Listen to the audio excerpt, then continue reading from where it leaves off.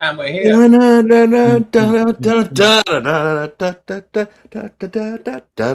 like more upbeat music. Yeah, I had Lyria made some, and I just never put it into the show thing. But we can definitely do that. What I want to do is now take the new, what do they call it now, Omni, and take that video and add myself to like 3 scenes.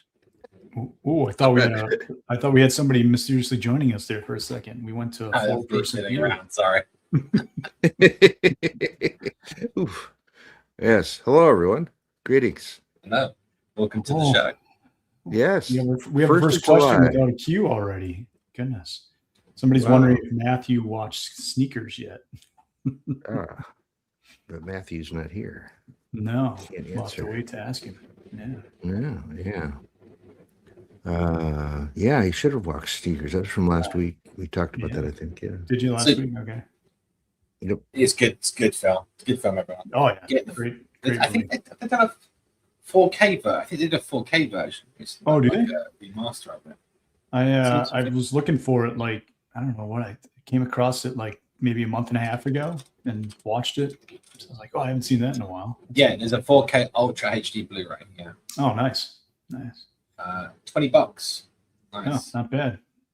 Lucas, we're still in a heat wave, at least here where I am, where it's still like, heat index of 100 and something. Yeah. So. Which heat wave? It's cycling up here in Portland. It's like we're getting like 95s and then down to 60s and rain and then back to 95s. It doesn't know what temperature to make anymore. Well, I'm leaving for Orlando tomorrow for 5 days, 6 days, whatever it is. And people are like, "You're going to Orlando now?" I'm like, "It's not going to be any different than it is here during that time in Wisconsin. It's going to be the same."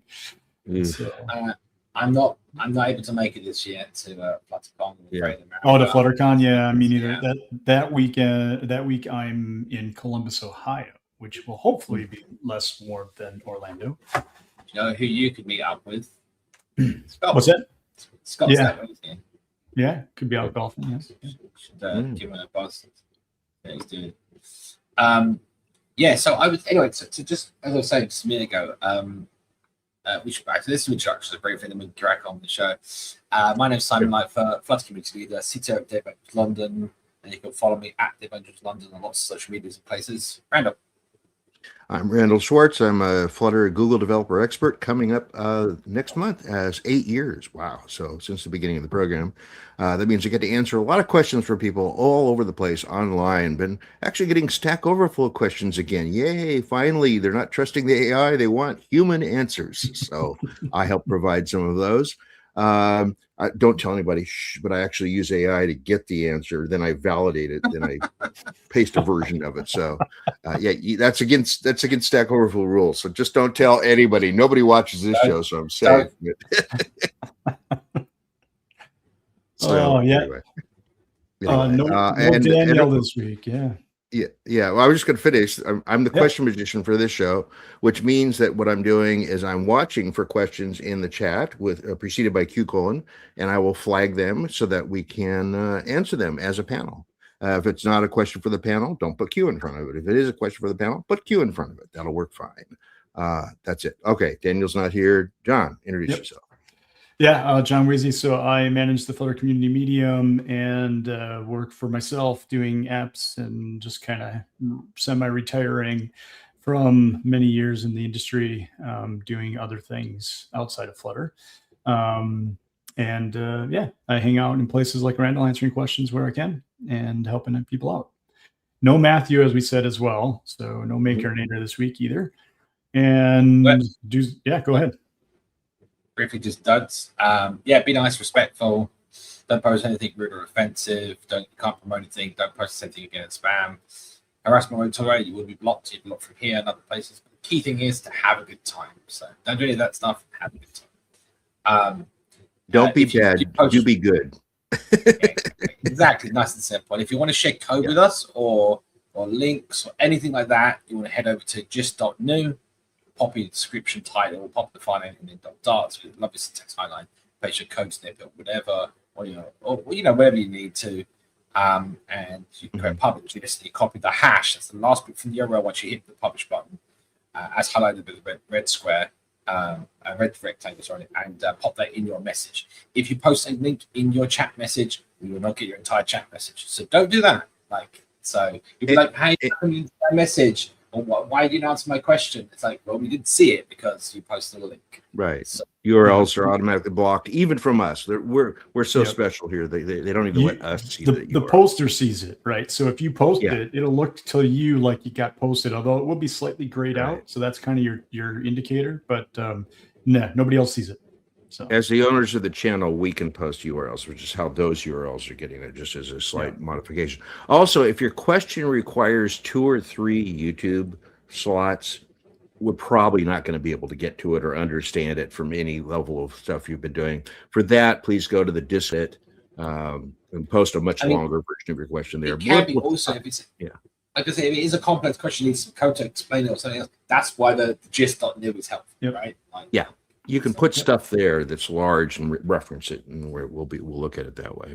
We have 2 questions already. We can actually get started with the show, unless we have. I wanted to just briefly before we jump onto the questions. I did want to say that. So I brought up the topic of image providers just because I was working with chat network, cache network provider. And I was thinking this archaic, this thing. I know under the hood it uses Octo image, which is like a kind of replacement thing, but I just every time I look at these things, I just thought this isn't what I want. It's not doing what I wanted to do, and I have to have a battle with it to get to do what I wanted to do. So I figured, you know what, why not show how we can simply do our own little thing that does what we want, and nice and simple, So I thought maybe that's a good little coding challenge to do in within an hour or something. Yeah, sounds fun. Nice. And also, I think didn't Danielle want something announced too, like the?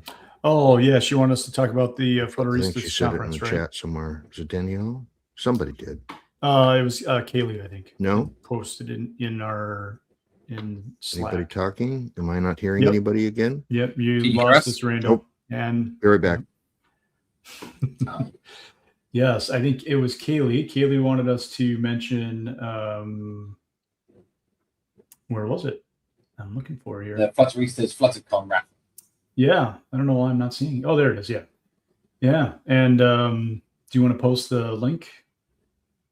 I think this is winners. I don't know where the link is. I think it's on LinkedIn. I'm on LinkedIn, but there's no link. It just goes to their page. So I think this is the fact that they're doing a raffle.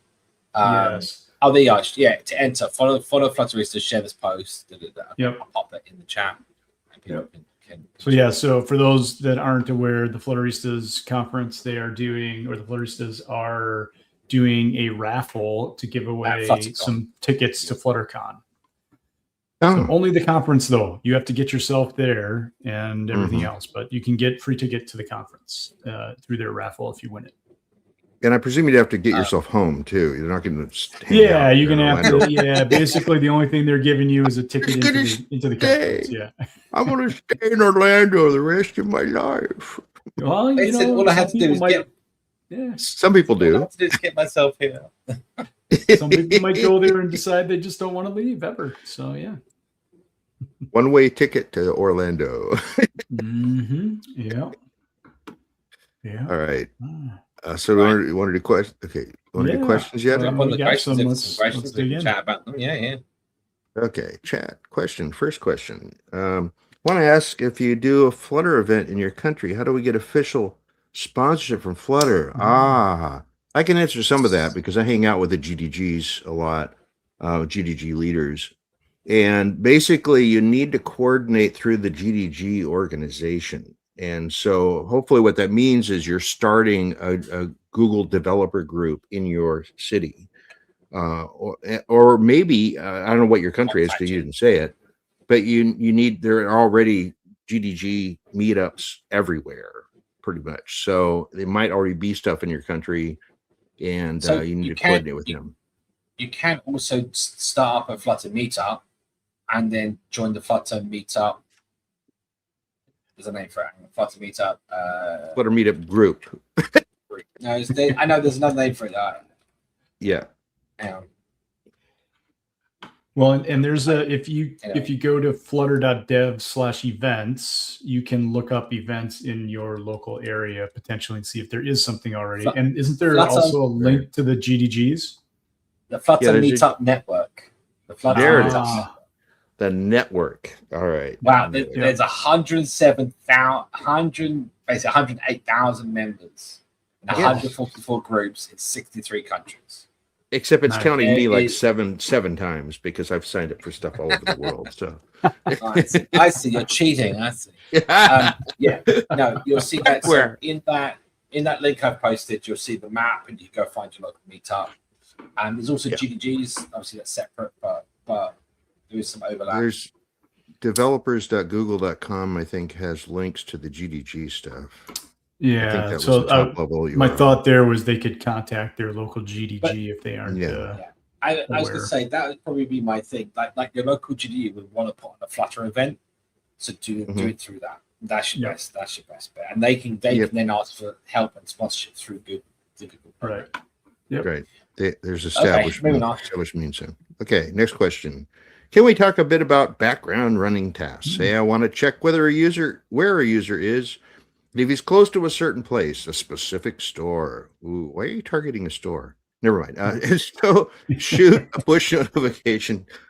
I said targeting and shoot in the same sentence. They want a geofence. They want a geofence and they want a background task. Yes, geofence. So let's just talk about it. So first of all, background tasks. No, you don't do this. But what you're trying to do is to get the phone to tell you when the users enter a specific location for a store. Each application running, I'll tell you off the top of my head, Android, and it's iOS as well. But each Android app can you set and configure your app to have up to 100 geofences. These are polygons around which you'll get told when someone enters, leaves, or remains in that area of a map. So what you would do in this case is you would there's Android APIs, but I'm sure there's a Flutter plugin somewhere which lets you program the geofences, and you'll get a callback. Your app will open up and run something in the background which basically says, here it is. You do local notifications to present it to the user. And that's it. Nice and simple. I'm sure you're about to find a geofence package somewhere.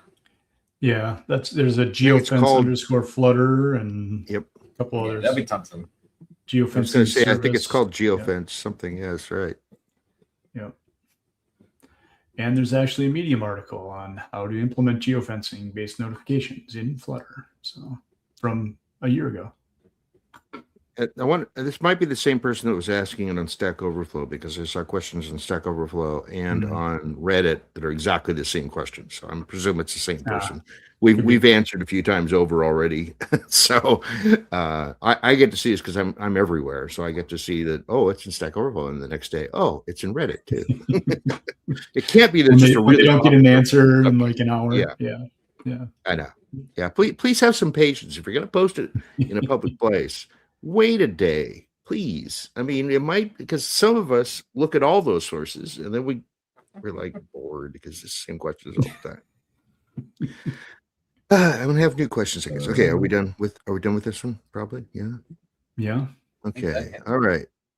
We got nothing in the queue, so you could start your image cache discussion. Yeah.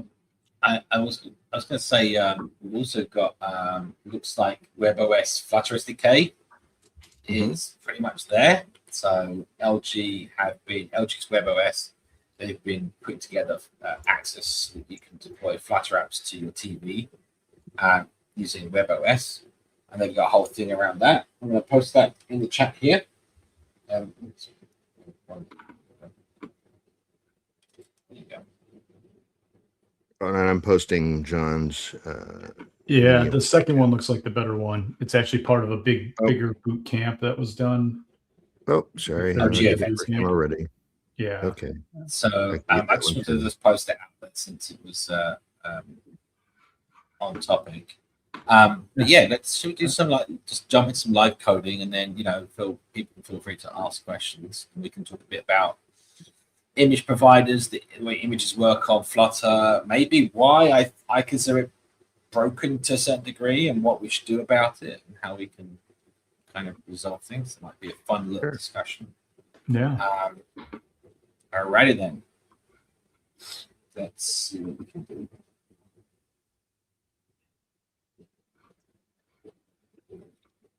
Find the share button perfectly. There it is.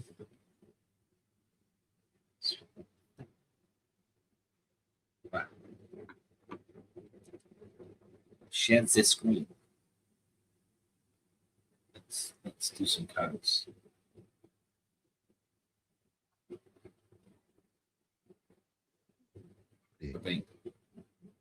Cool.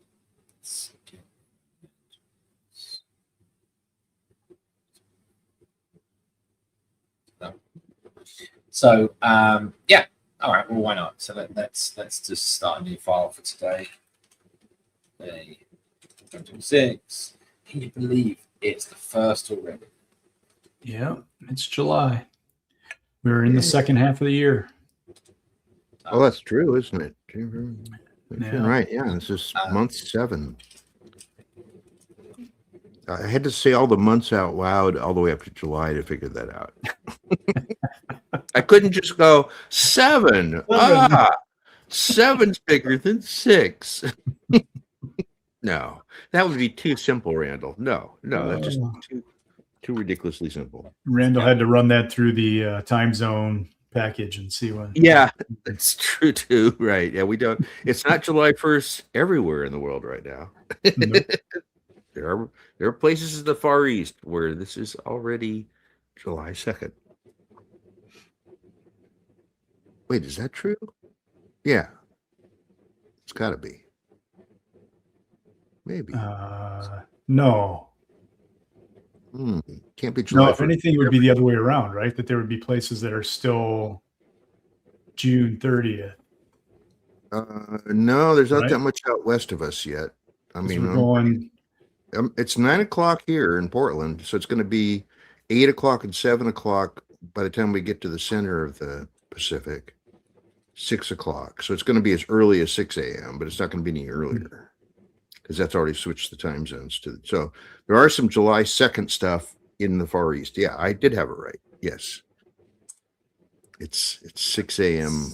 Tuesday already, or Thursday already. See if this works now. I had beta still running in this project. That's why you need Puro. Yeah. Say that every day, every time we talk.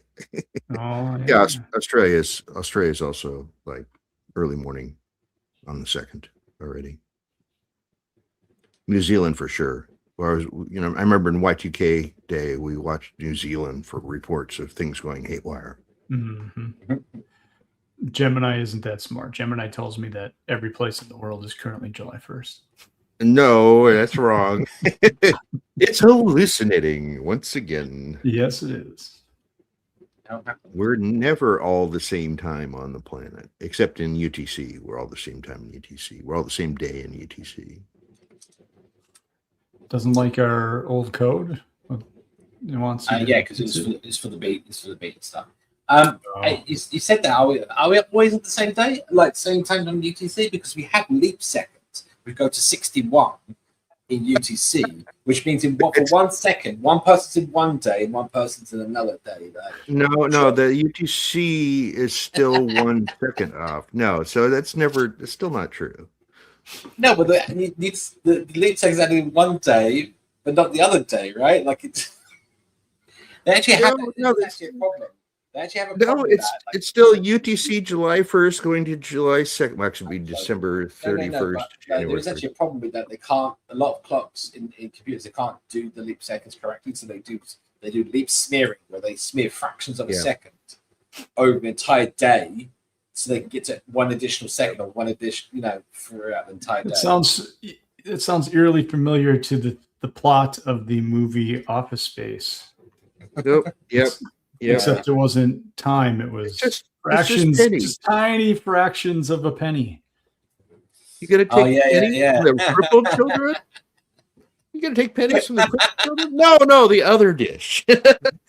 the other crippled children. Yeah. Right. Uh, Oh, so many memes in our industry. So many things that we've seen. Anyway, that's a good question. And remember, the guy who brought us Office Space also brought us Idiocracy, which is now proving to be a documentary. The scary thing about that, right? Yeah. Rondo. Even plants crave Rondo. Oh yeah, what was that? That was like It's oh a liquid juice yeah. lime What slime was it thing. with that Yeah. that film had the what do you call it? It was the first time Crocs were shown, and they did it as a joke, thinking no one would wear this footwear. And lo and Crocs, behold, yeah. And now we're everyone's wearing wearing Crocs outside. Literally, Yes. it was Yes. the what do you call it, designer, Yep. costume designer that found Crocs and thought it was so stupid, like no one would be wearing it. Worst decision ever, or best Right. decision ever. I don't know. Yeah, I don't know. Yeah. So I don't know. Maybe that's the reason everybody we're- wears Crocs now. Yeah. We're filling in time while Simon is typing. That's what we're doing. So, Right. So okay. we'll spin this up. This is a little test Okay. project. We've got photos here, which is a bunch of images that we can use for testing. And I think like there's kind of like your app runs, and most people like you can just use image.net. The problem with it, I feel like it's a problem, right? And that is the default network image provider doesn't provide any sort of disk caching. It does in memory caching, but not disk caching, which I think is like you kind of expect disk caching for images, right? Like every app expects that. Like you don't expect to be online to use an app, and certainly like your app can be shut down at any point, so you expect it to come back and have those images there. I think it's just really stupid. That's not just like an inbuilt thing. And I think the addition of a small bit of caching, simple, cache for additional cache layer for images would go down wonders with everyone. I would like to hear people's opinions. Feel free to put it in the chat. Feel free, guys, to give us your thoughts about this, right? Your thoughts about using images and apps. But yeah, I mean, it's just one of those things that it's just lots more painful than it should be, right? Yeah. Yes. All I right. concur. Yeah. I mean, I definitely, from a caching perspective, yeah, you would expect that you're downloading something, it's being stored and not being pulled every time you're opening the app. Yeah. So, I mean, the default, there is an image cache in Flutter, is here, and there's a single instance of this when your app is running. I've actually got here. You can do your own, but yeah, it's the painting binding that sets it up. That's in memory though, right? That's not. Yeah. And here the default is 1,000 images and 100 megabytes of RAM is the maximum, right? Yeah. These are your maxims. Basically, it implements as a least recently used or LRU cache, which basically means as long as you keep using an image, it moves it to the top of the list, right? So by doing this, the ones that are least used, ones at the bottom, drop off as new ones come in. And that way, that is the best pattern normally for active stuff. So what you always do, for example, let's say they go through a bunch of news articles. The last one they went through, those images are going to start dropping off as new articles are loaded, right? And I think that still remains for like an image. I don't think that changes for like an image, a disk cache, I would say. So there you go. So when you do when your app starts up, it initializes the widgets binding Flutter here. Widgets Flutter binding, sorry. And that is based out of all these mixins, right? And one of them, painting binding, initializes the image cache. It's the create image cache and creates instance of image cache, and sticks it in here. I don't know if you can override that. Like, I guess you could. You could subclass the parent of this. Well, no, this is a bind. This is one of the bindings. So you could like do your own binding. Yeah, that's what I'm saying. Create a parallel class. Yeah. So by the way, if anyone wants to, like, you can clear. So something that has happened to me is that I want to be able to clear an image from the cache, from the memory cache, and to do that, it's the same sort of thing as you. Well, I'll show you. It's kind of a weird funky thing to do, but I'll show you. So we do painting binding dot instance dot image cache dot evicts. There you go. And it wants a key, and the key is interesting because the key comes from the image provider. We'll talk a little bit more about image providers in just a second. But yes, you might have like your own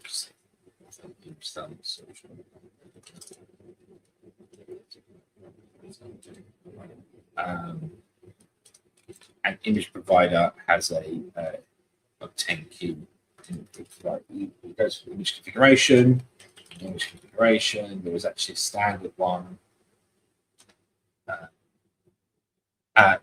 The configuration piece is actually about the fact that images are going to be cached at a certain resolution of the entity or any one of these parameters. This also provides part of the key, and that's one of the reasons why these are, because you might have the same image at different sizes, right, being cached. Anyway, so obtain key function, you'll see here, is implemented by lots of different image providers. These are all like the built-in image. These are all the built-in providers, right? So you've got asset bundles ones, resize image key, resize image, network image, file image, and network image. To this one recently, you know that, right? It's interesting. So you can wrap another. I've never used this. I'm skipping past it. What was it there? Fix that. There you go. So this is an image provider that wraps another image provider and resizes it. The cache image will be directly decoded and stored at the resolution defined by width and height. The image will lose detail and then use less memory if rasterized to a size smaller than native size. Yeah. So again, reasons why you might do it. Resize if needed. I feel like, is this automatically implemented and used? Yeah.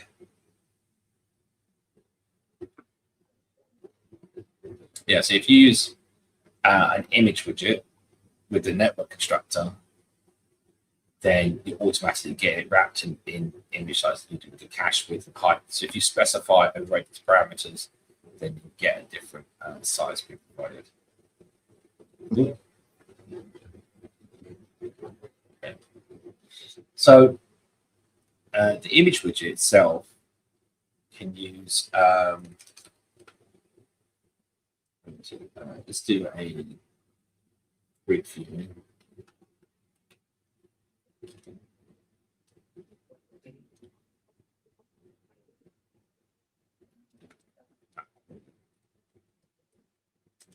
Sure, that's just right.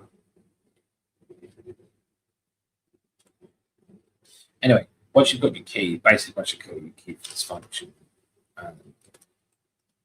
you can then evict on it.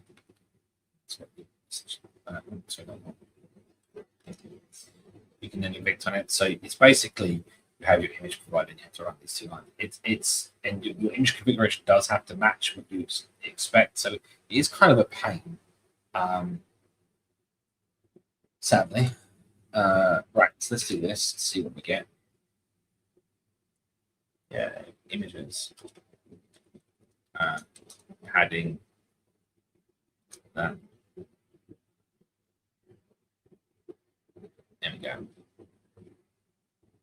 So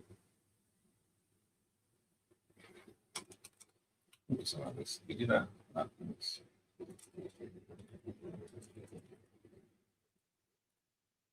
Images. That's more. More and more. I guess the best way of doing this is, well, want to simulate what happens with the cache and also like what we can do about this. I think that there's a couple of things we want to do. So this is like just a basic kind of app. We're going to images just so we can see what's going on. I think there's room for. Could you change your emulator to to simulate a slow network? Yeah, well, I was thinking that. That way it might take longer to load.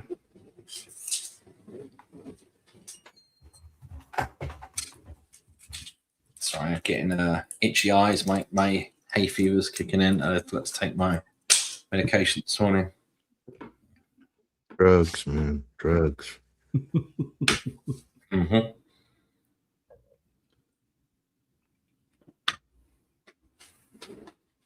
Right. Wait. Sorry.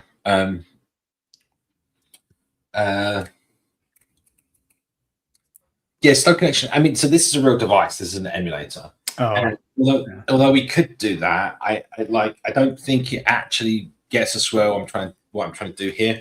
It's more about the properties of the cache, not necessarily like it's loading from network.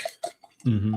So like how image does cache work, what you want to do, which way you do it, stuff like that. We could talk a bit about that. Is anyone interested in this? I mean, I'm hoping so.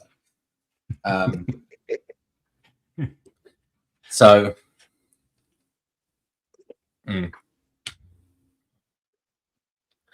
right. So look, let's work on this first of all. So, a network image. So when you use an image widget, you can just use an image widget directly, and the actual first parameter is an image provider. Now, that's effectively the same thing, effectively, because we didn't do the resize bit, but effectively that's the same thing as just an image.network. And that goes for the rest of the constructors in here. So there's image.asset, there's image.network, image.file, so on and so forth. No, I did that way. Yeah, these four here. And they're basically just carbon copies of just this kind of passing over the image provider. So, yeah. So one of the things you want to kind of do is have it so that when you're loading images, we do like a cheap LRU. I swear I have a type somewhere. Where have I seen that?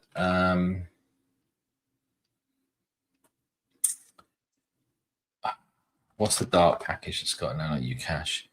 It's old. Collections, I think. Collections does, I think. I was gonna say collections would be my first thought. But... Or async. Package async might. No, neither. It's a weird one. It's one of those original Dart packages. Been around for a while. There's an LRU underscore cache package. Yeah, I was just looking at that now. There's also a Flutter memory cache that has an LRU. I'm trying. It's bugging me that I can't remember the name of this original thing. All right, well, let's. Riverpod has one.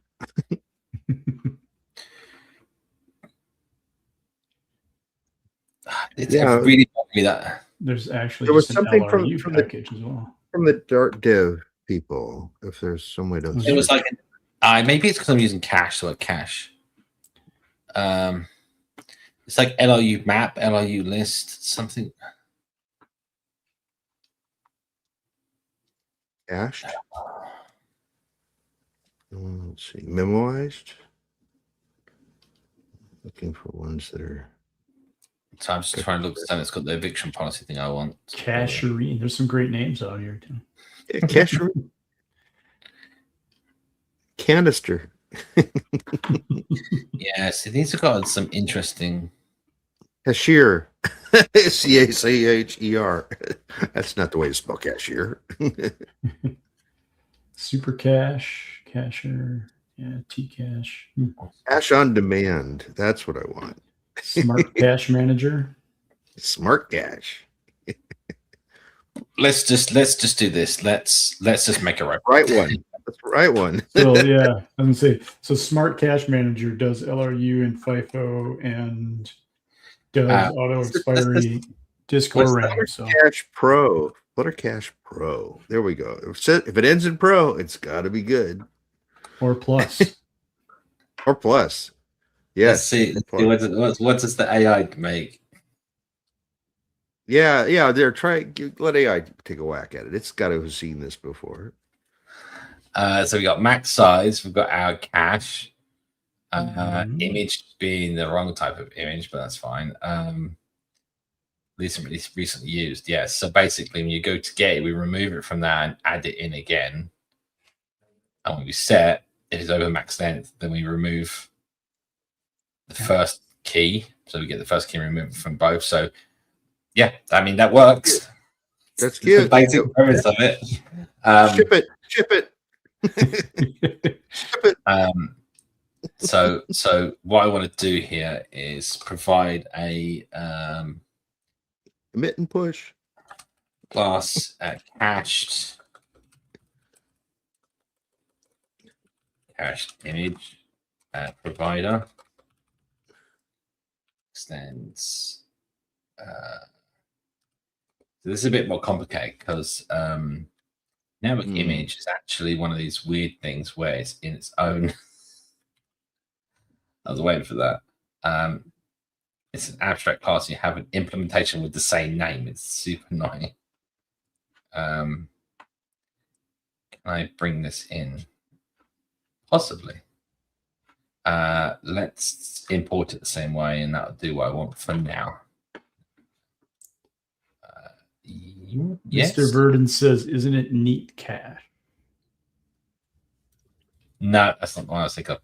It's like in the back of my mind, it's like Onion or Arrow or something weird like that. Like it's like one of those original Dart libraries. There was a whole suite of them.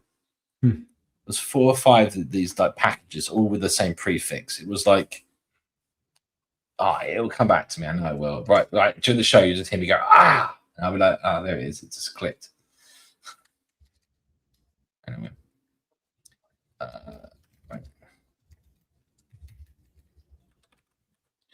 How not to do this?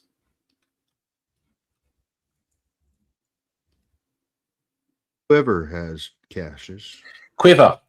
That's the one. AI. You said AI arrow, so there you go. That's why he was saying arrow. Quiver. Yep. There you go. I know it. There you go. There's something in there.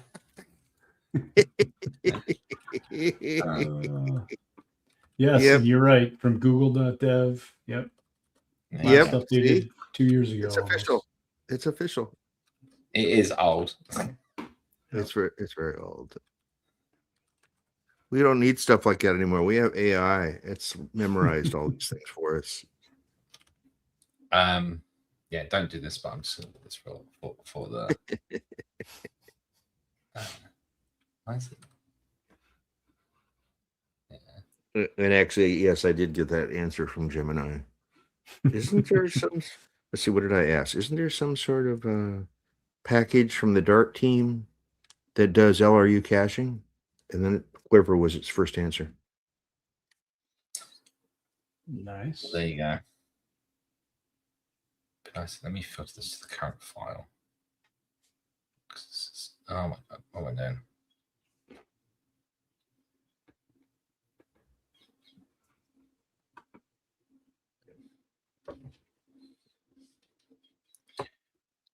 Okay.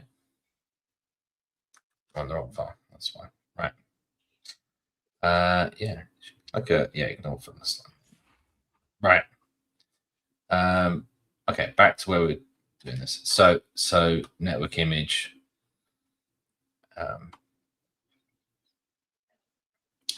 So we'll talk a bit about how this is implemented. Just a moment. But,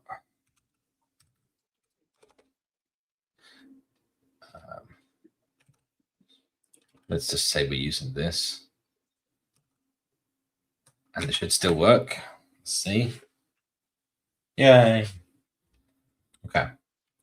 So when we go to actually see here, this is where it's building up a basically configuration, what the key is. In this case, it's keyed off of the actual provider itself. So if you want to know, that's how that works. And then the load buffer piece here is actually what does there's load image and load buffer, but I think load buffer was deprecated. I thought maybe that's in the back of my mind somewhere. Let me have a look at the base type. It's been a while since I looked at these. It's nice that we can look at them, though. I mean, I've been so many frameworks where you're up against a compiled wall and you can't tell what it's actually doing, but it's not described very well because good technical writers are hard to find. I know. I'm one of the rare ones that actually understands technical stuff. Yeah. So load buffer is deprecated, so don't bother that anymore. So we'll just, it should just be the same as that load image effectively, right, underneath the hood. I'm just going to skip that for a second. So you get your key, your decoder, and then what's happening here is the load ASIC is actually putting down the image, and then the chunks get passed back. And the idea of the multi-frame image stream completer is that what comes out here is an image stream completer. So this is the results of an image provider, and it's a way of the UI to be told about. This is like add listener here with the listener stream, is to be told about new frames that are coming down, so that if you've got a animated GIF or something like that, you can do multiple images. It's not effectively being used a lot of the time, but it's there to support the animated images that do exist in the formats that Flutter does support. So I mean, like, that's all that this whole stream piece does. The multi-frame is so that it supports that idea. But there is when it does the decoding in here somewhere, you get it will work out if it's it needs to be multi-frame or not. That's what the decode function is essentially doing. So there's a basic decode function that it's going to be using under the hood. It's being passed in here, but the function that supplies this. I wonder if I can find it in here. Should be here. They are instantiate image codec with size. People might have seen this function before, but this is the one that actually goes over to the Flutter engine, or the implementation of that, which is the UI piece here, and calls the actual native image codec function to do the decoding of whatever this blob of bytes is in the immutable buffer to return back what's called an image codec, which lets you essentially get back the next frame of graphics from that codec. And frame info holds the raw image. And this image here is not an image widget. It is a UI image, or what we call a raw image. It's kind of annoying that they got the same name, but that's the way it goes. And this is what's backed by the actual engine itself. I don't know if there's a quick decode in Flutter. I've seemed to feel that I saw something somewhere recently, but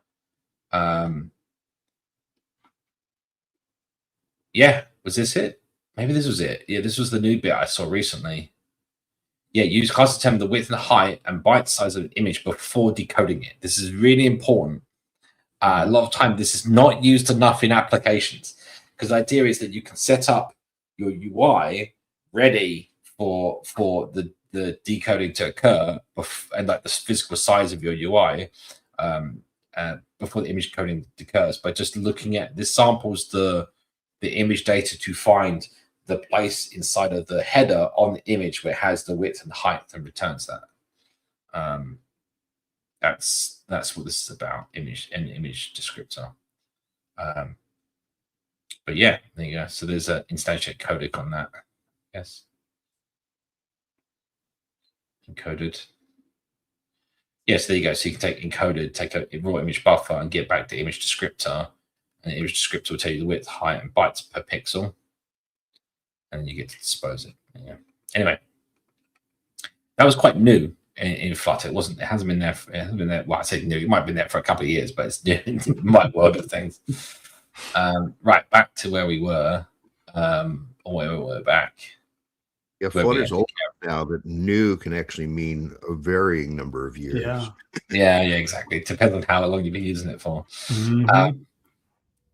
So you can do a shared HTTP client, or you can override that and debug it yourself. Fine.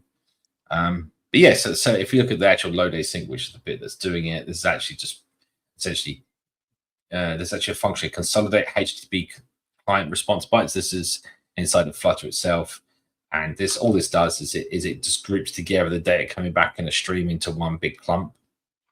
So it just does it like a stream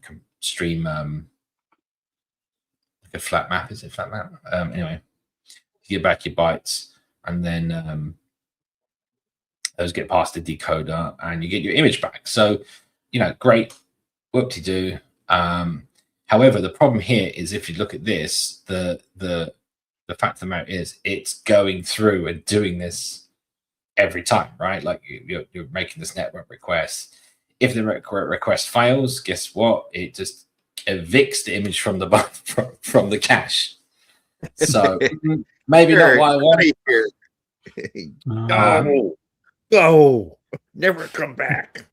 So let's just check that. I think that's the case. Yeah. So if I guess if it does not equal okay, it throws a network image load exception, and then that evicts it from the cache if it already existed. Oof. So these are the kind of things that maybe not so good things. It shall trouble us no more. What won't trouble us anymore? What? I'm not sure why it does that. Thinking about this, like I can see how.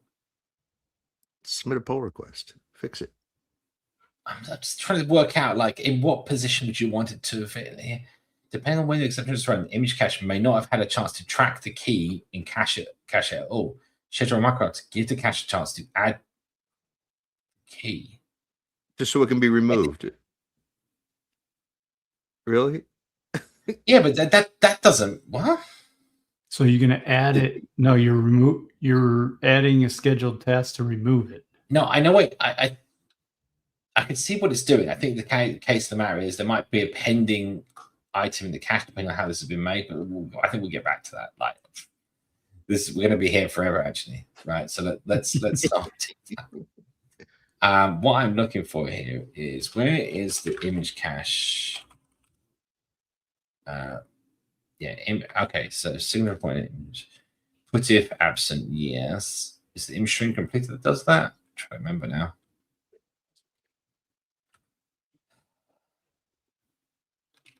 What have we got here? Image resources, yeah.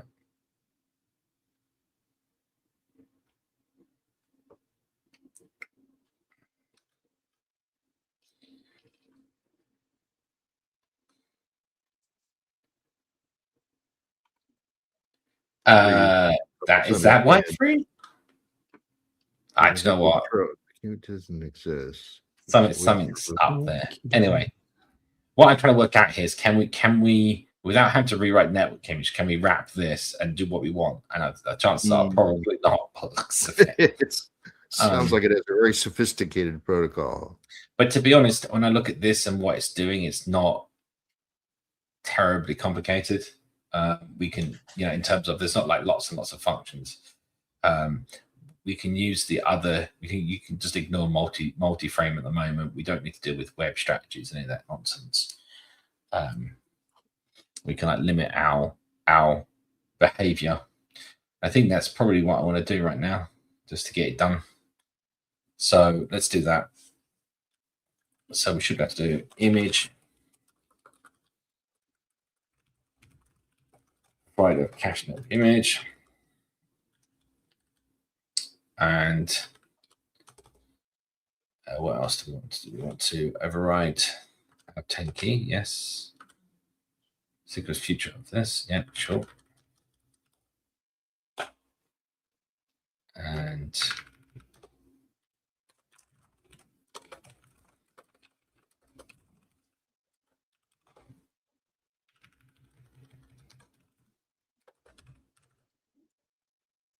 all right. So so that kind of carries the key piece. Where I want load buffer. So the parameters for load buffer. Let's look at this for a second. Key callback. It's the same and implemented identically. So we'll just have load buffer called load image. But I'm just trying to work out why didn't they just do that in their original code? That's kind of got me slightly concerned.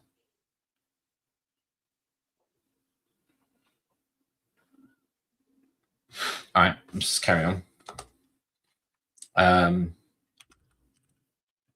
Load image. Actually, that's a good point. What does the underlying load buffer do? So it probably just calls load image. Abstract image completed stream.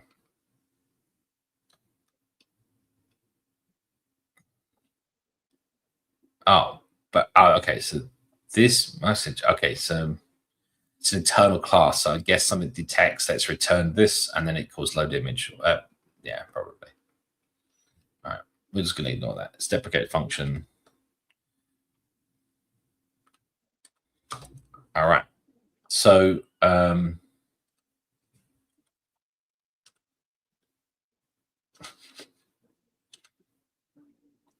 just going to see what that is. Interesting. I have no idea what it's trying to do here, but go with the recommendations. We'll have a look in a second. It's adding red letters though. Yeah, it's because it's expecting it to be a single instance of the LRU cache, which is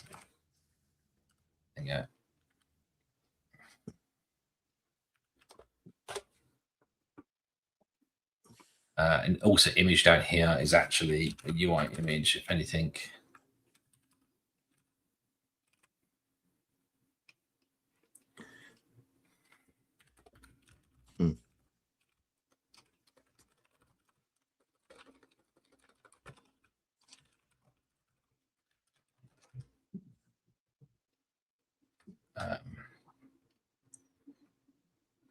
Oh, sorry. Oh no. Oh. Right. Where am I? So yeah, this we'll explain what's going on here. Let's I don't want to do what this AI do anyway. Right. Yeah, let's do a little something that does a download and returns a raw image, right? Asking what you're using, it's augment, right? Yes, augment code. This is not the IntelliJ plugin. Load image network Premiere Rail.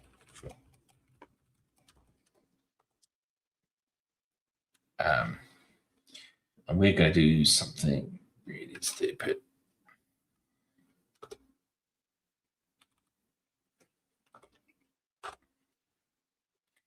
I want auto uncompress is set to false. Actually, what does it say? Oh, because Consolidate's going to do that for us. Okay,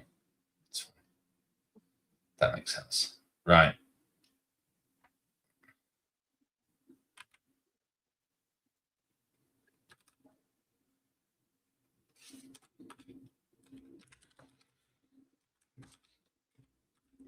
Hopefully this results in either a package we can publish or a patch for the core. Yeah, just doing this like this is the first kind of like this nice way of actually doing this, where you kind of remove the complexity, narrow down your scope, understand where your problems are, and then you know what you're going to do to resolve whatever it is, right? I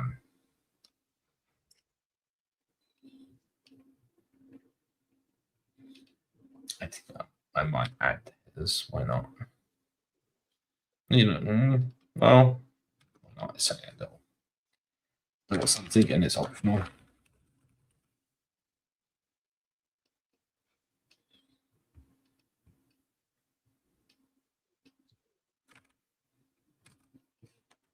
That's been a raw network request. Oops.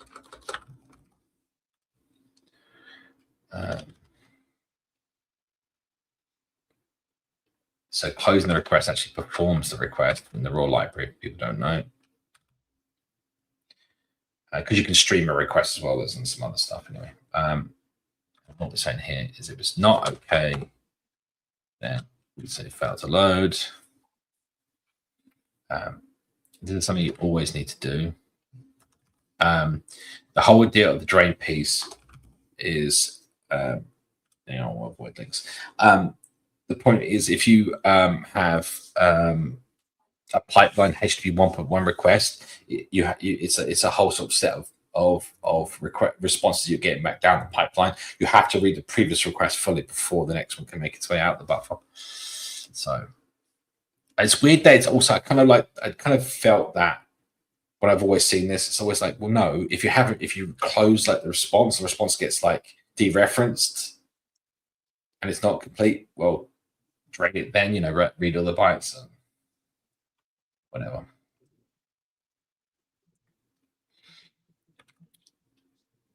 I'm going to avoid image chunk events. So the image chunks events allows us to kind of do progress reports. I'm not going to worry about that right now. So that should be optional if I'm running. Yeah.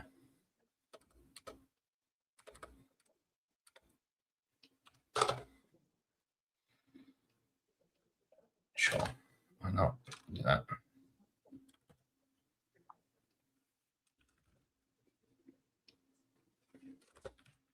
What else are we doing? Yeah, and then we want to decode. Do we get given a decoder? Yeah, we do. So we'll use the decoder that's been given to us. And we'll use the key as well. I always found this really mysterious because you've got this load image function, which is inside of this instance, which I suppose the key itself.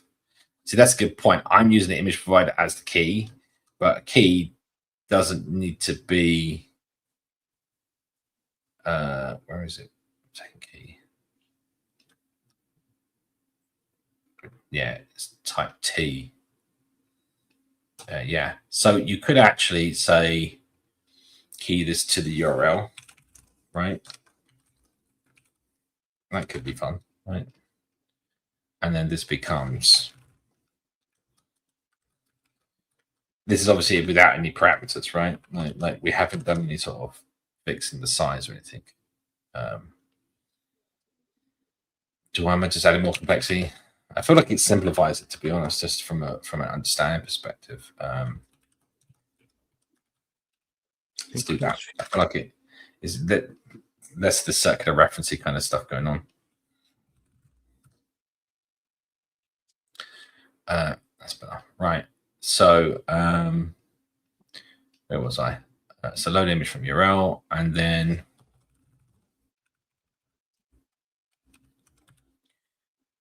we'll pass in the decoder as well.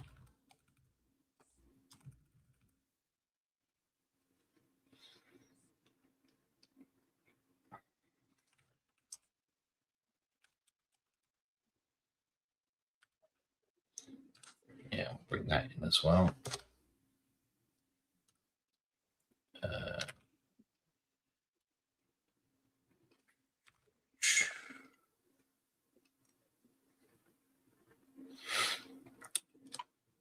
Right, so where were we? Yeah, so at the moment, this is going to return back a codec. Do I want to just return the codec for now? Oops. I think I did full screen. I just don't know how I did that. Right.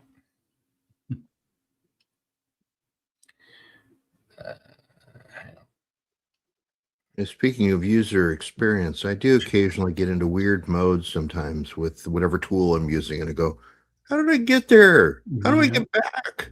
To get back is more important because you're probably trying to do something. Yes. Yeah.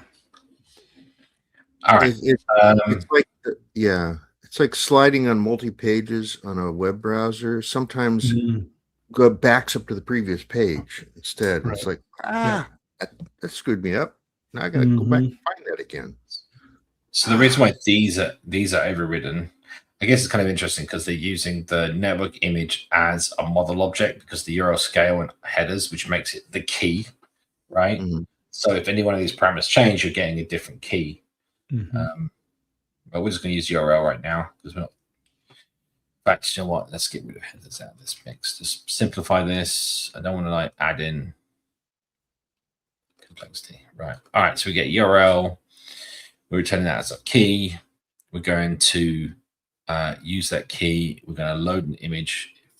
Okay, so let's figure out what this AI decided to do, and we'll come back to the rest of this. So, all right. So get from the cache.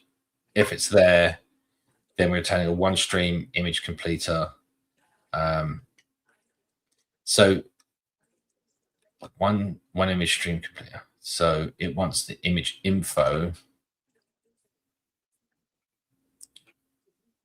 All right, so not did multi, which is the bit I was like, no point. So this is going to return back a codec, and we'll return back the image info ready to go down the streams.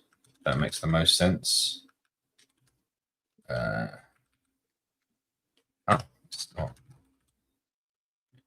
Yeah. So final codec. Is it a future? It is. All right. Should just be able to get the first frame, get next frame, and return that. I don't think the codecs need closing. They do have to dispose. Let's dispose it nicely. We'll do a try finally, whatever. Because we can. Finally, a use for finally. I used it a fair amount of time, actually. Yeah. Wait, what? Indeed. Frame info can't be returned from method because the return type of future image info. Oh, hang on. I'm getting my frame info and image info mixed up. Let's see. Image info is a wraparound UI image. Yeah, the corresponding scale. Sure. Do we have to get that from the frame info? I think we do. Let's have a look. Get frame. Watching this, I reckon this is like a get. I think remember rightly. It's been a while. Yeah, image. Right, and that's going to be the raw image, is it? Yes, which is what I thought we got. How was the network image doing? Because it did multi-frame. I think the multi-stream one takes a different set of parameters. Where's the multi-stream? Where are we? Multi-image. Yeah, this takes the codec. Handle codec ready. Decode and schedule next frame. Get next frame. Frame count is 1. Okay, so this just makes a new image info, passing over everything from that frame info. Great. All right, we can do that. So we'll pass back a image info. We'll call this frame.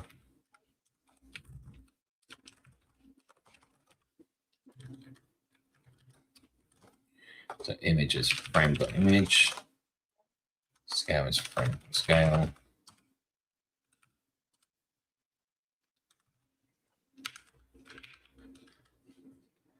I thought it was a scale. What was I looking at? Oh, duration. Was passed. It's scale optional. Yeah. All right, that does that then. Okay, so now we've got a way of downloading an image, consolidating the bytes from download, decoding those bytes with the operating system, getting the first frame of graphics from that, returning back image info. I mean, same URL, different image per canvas. Sounds like a part of a statement, and we missed the first part. Yeah, I feel like I missed a bit of that free. Mm-hmm. Post again. All right. But don't post URLs. I suspect that's what happened. Right. All right, so coming back. So we did talk about complexity, but let's try and keep it simple. All right, so good luck. if it doesn't equal null, then we got a raw image back, and we want to create an image info. I feel like we probably want a little function for this, which is like raw image to image info or something. I don't know. It's not that much. Stick it here. So this will be image. Just make it an extension on raw image, so you can say .to image info. It's not a bad idea. Yeah. Yeah. Wait, I was joking, but okay.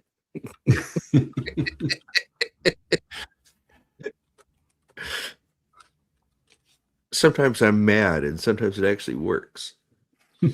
Okay, so this is search cache for existing image in memory image, right?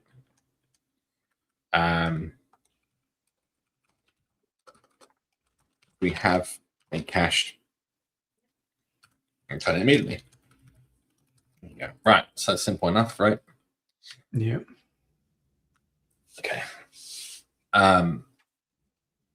Oh, free expanded. Look at that.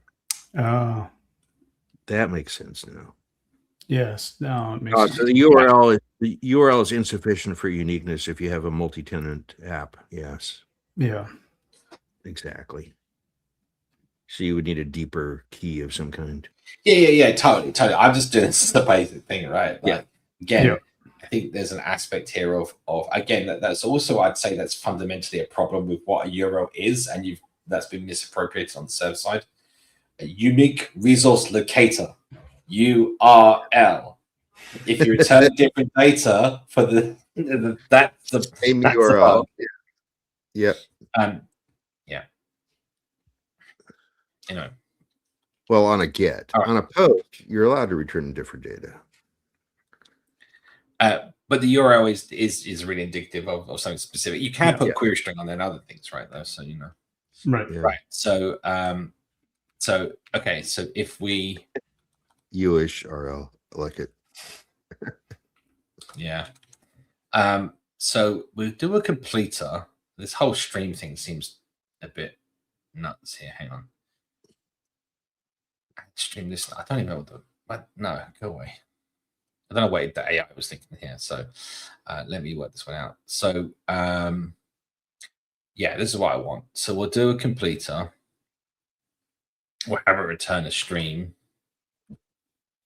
of the future of image info. That makes more sense. Okay, good. And then this piece. All right, so then what we can do is fire off the load from URL. Indeed.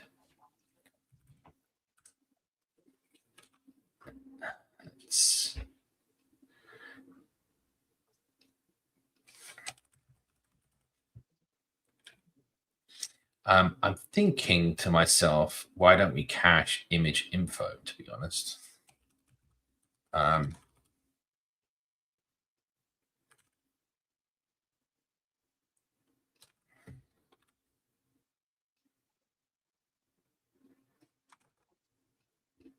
Okay, because now, rather than create new ones, we can pass that back. And then down here, again, same thing, we'll just set. All right, so let's this overview. We've got a cached image provider. We use the URL as the key.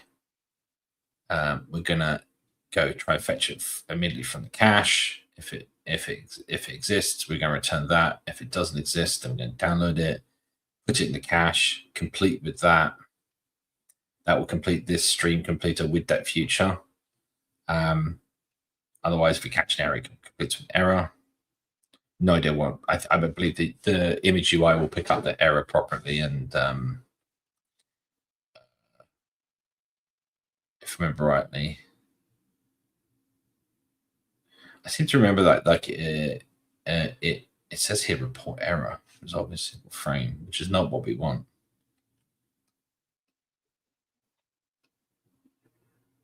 It's interesting, isn't it? It's pretty sure they bubbled up. We'll have to look at how we did proper image handling, but that'll do fine for now.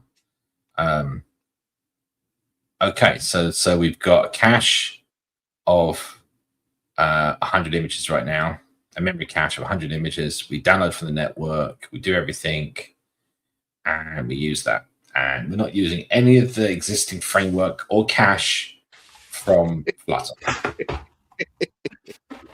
You're out of here. All right, let's see what happens. Hey, bad code. That worked. It worked. What you gonna do? It Cache for you, bad code. Bad code. Let's get rid of that. So I mean, there they all load, right? Yeah, a delay somewhere so we can see it happen. Well, this is the thing, right? So what I want to do is now we can simulate that bad network condition in here. We can also do some interesting things with the cache to simulate what happens with the cache, and then we can put in a disk cache and explain those steps as well. And then obviously we need a way of evicting stuff from the cache. I haven't got to that point yet. So all right.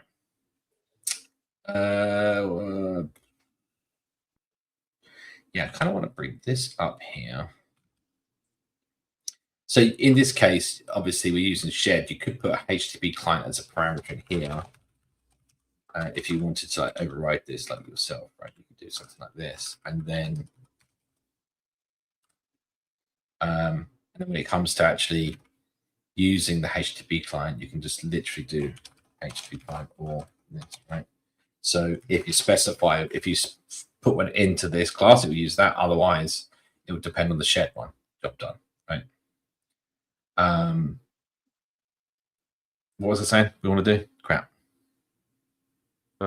Move things around. Disk cache. Yeah. So let's put a delay in here. So let's take out image loading here. And before we return a frame, we're going to put in here and wait, future, delayed, sure. And we're going to say 2 seconds. Yeah. Probably going to be too much. Let's see. Is it going to do it in parallel? Yeah, it'll do it in parallel. Yeah. So that was 2 seconds. Yeah, but I didn't want it to do it in parallel. Yeah. Oh, I get that. It's like, now it's working. It's working like it's supposed to. I also want to force this into not caching more than the page. Add a semaphore. Add a semaphore, so it has to get the semaphore, run for the 2 seconds. Yeah, that's not actually a bad shout. I have occasionally useful ideas.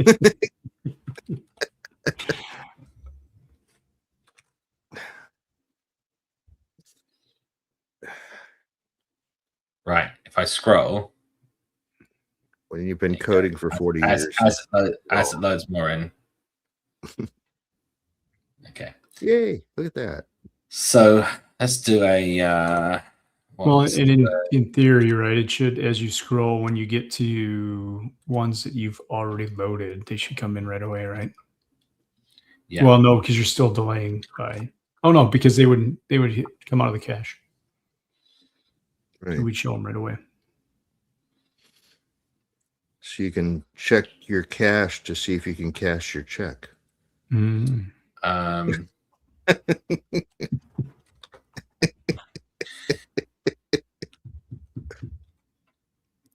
had to get a grandpa joke in there somewhere.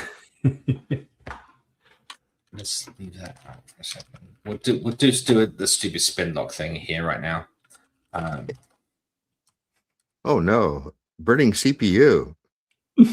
Think of the water. Think of the water.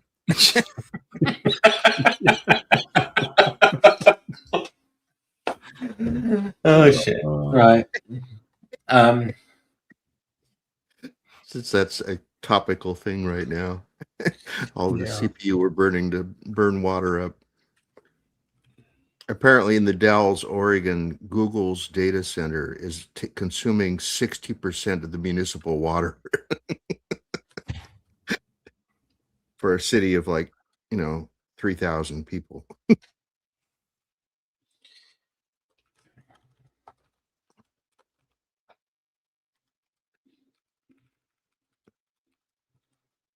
let's do something like this to see how this looks. Hey, that's almost animated. That's kind of cool. So let's change that delay down a bit more. Let's do half of 22 seconds. Yeah, this looks. Less water.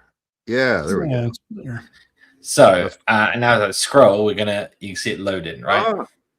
Oh, and Until some you of get them to the are- repeats. Oh, Yeah. because of the repeats. So we need a longer data set.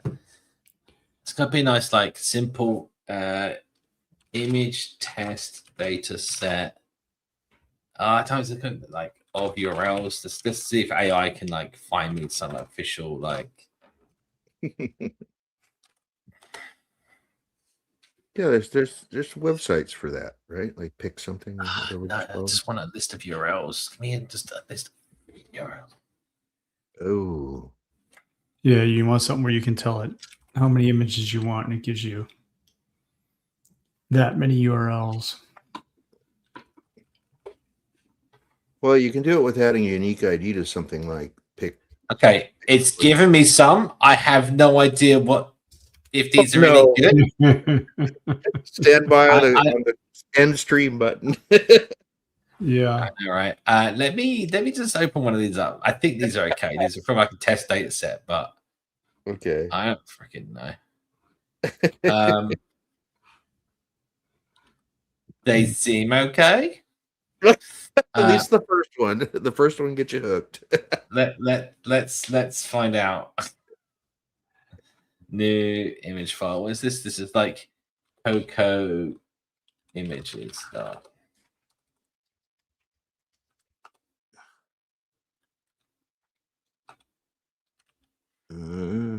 Coco data set. Thousands of it. Oh my goodness. It's meant for AI. I think it's meant for AI training or something like that. Like 2017. There's a few sites. Yeah. There's a randomimageurl.com that does the same thing. Although that one is a little bit less risky because you can tell it the genre of images you want. So you could just do like abstract art or something and get Only pet pictures. Yeah. Pets are always safe. Right. Let's have this bring in the Coco ones. Unless it's a squirrel that's on fire. This squirrel is on fire. There was a meme running around a few years ago like that. Right. Let's restart. See what happens. Stand by on the hold button. Famous last words. 404. Let's carry on. Oh, those are safe so far. Those aren't bad. Those are okay. Okay, well, too bad. Just really funny about this. The AI came up with these numbers, and because like there's a bunch of them that are good images. Yep. Like, thanks, AI. They AI. were at some point and no longer are probably. Bear and people and stuff. Double-decker bus. London pictures. Maybe it's geolocated. Maybe these are all people near you. Maybe you've got that bear near you just down the street. You don't know.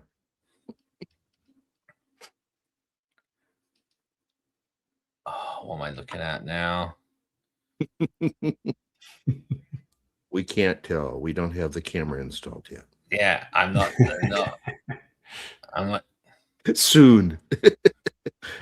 We'll have the back cam. Give me a bunch of other pictures from this random URL. You need the AI to generate the list and then have an AI go through the list and find all the ones that don't return a 404. We aren't using enough water yet. Let's keep going. Oh, those all work. Oh, they loaded. Those all work. Those are better numbers. Did you pay more? Is this just using what's that new Claude thing that's super weird?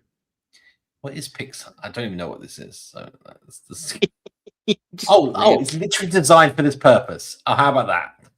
Yes, right. Ipsum Ipsum for photos. Yes. There you go. So you can just say get around the width and the height. Get a square. But you want this. You want to add a D with a number. Francis Pixum is awesome, so I'm familiar with it. Yes. Okay. So cool. Well,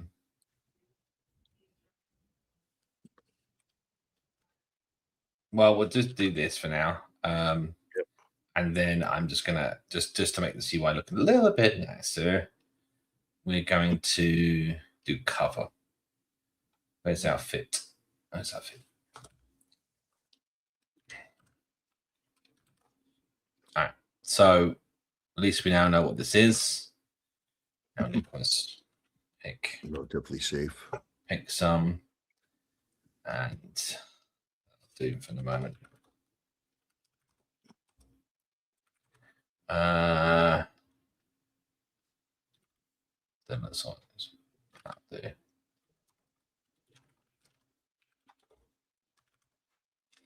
Obviously, we could just actually generate those URLs right now, but let's not go there right now. So, all right, back to where we were trying to be. Okay, so now we have some images loading in, and if I scroll down through all of them, as I said, our cache is caching 100 images right now, and we've downloaded, and there's 100 images in this list, right? So yeah, so if it's I never go actually through gonna cache, right? Well, no, it's always going to cache. Yeah, right? we'll always get after you have the first 100. Yeah. Yeah. So if I scroll down, we're going to keep going. Then There they they are. just I've got them 3 times over, haven't I? So let's Scroll, baby, scroll. Yeah, exactly. Let's not do that. I'm wondering why I've got so many. Right. All right. So there's our.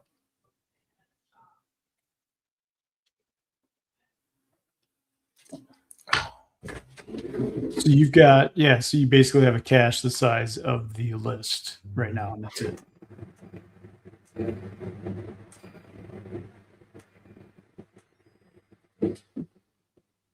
Aircon, really pointing. Right. Yeah, so now the cache is the size of this. So if I keep going, there we go. So, so I can scroll up and down, and you notice they're all just instantly there, like exactly what we want, right? Brilliant. Okay, cool. So, but you should cache like only 50 of them and see if it reloads and them. that's what the next challenge is, right? So now we're going to change this. Yep. To 50. You're spoiling it. You're jumping ahead.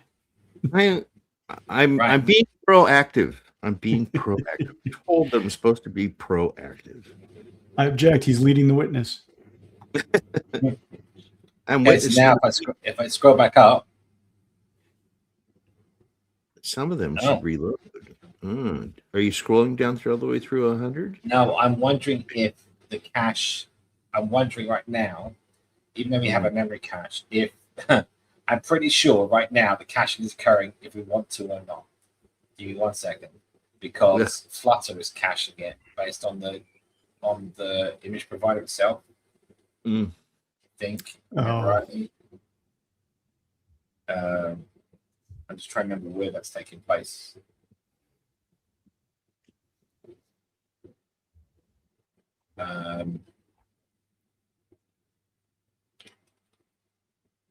Can we close it? That was the question.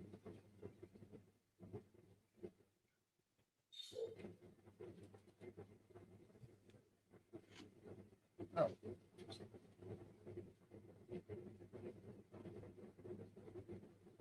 Uses. Hang on, that's not. Identifies the image without committing to the previous one. Yeah. Using global image cache to cache images. Yeah. So the argument type T is the type of object representing.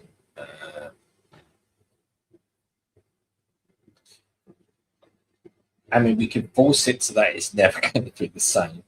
Not that one. It must be a. Maybe this is the case that maybe this is the case that we want to override that top level image cache ourselves. So we don't have a cache. Yeah. Which is really interesting. I feel like I'm missing something here because I'm not seeing it actually use the cache. It says it does. Oh, I did collapse a bunch of functions. So obtain cache status. Okay. Returns the cache location of a key that this image provider creates. So we could overwrite this and say untracked. Indicate that this image provider key is not available in the cache. Perfect. Yes. We're going to do some trickery.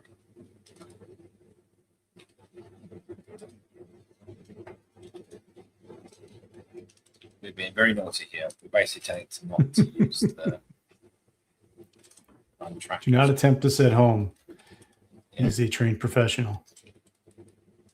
Do not do this. Did it for? Yeah, It's for demonstration. Yeah, Demonstration.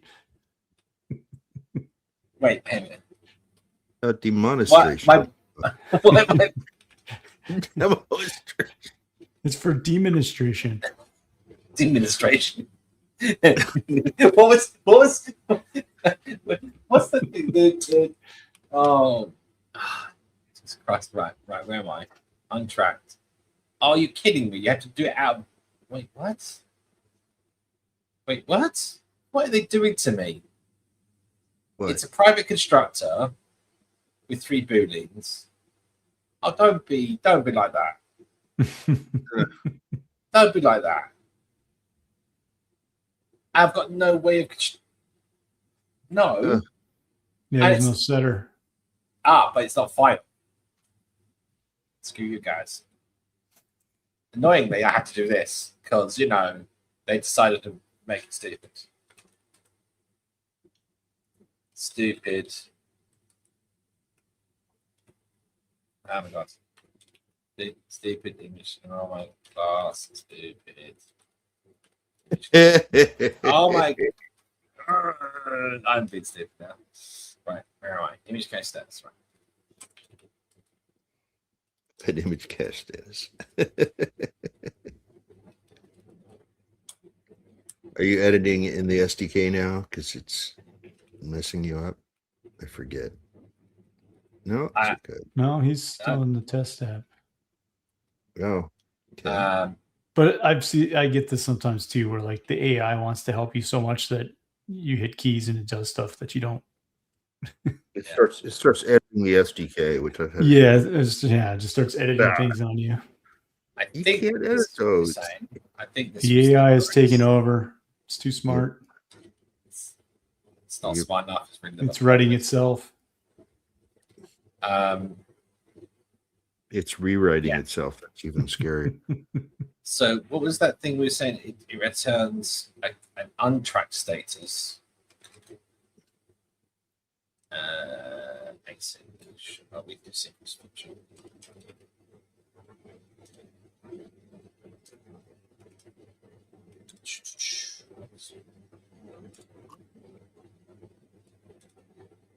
Oh my god. What's going on?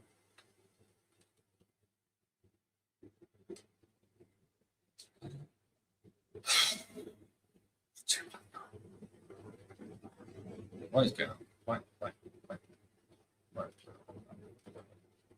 Right, there we go. Restart. Let's see if we can get this to not cached. Scroll. Scroll down some more. Scroll up some more. Hey, it's working. Yeah. There you go. Hey, is it? Or is it not? No, it's not. Because they don't know. Damn it. I thought we had it. What did it say here? I swear it said untracked. Okay, let's have a look. The location may be untracked, indicating this image key is not available in the image cache. Maybe it's just not using this. Yeah. Notice so different key, pending images, keep live images.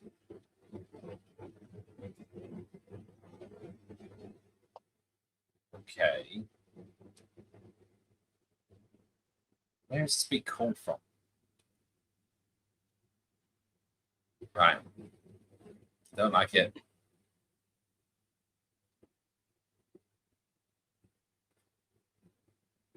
How? Okay. I had this function, but apparently it's not being used. It's can't run.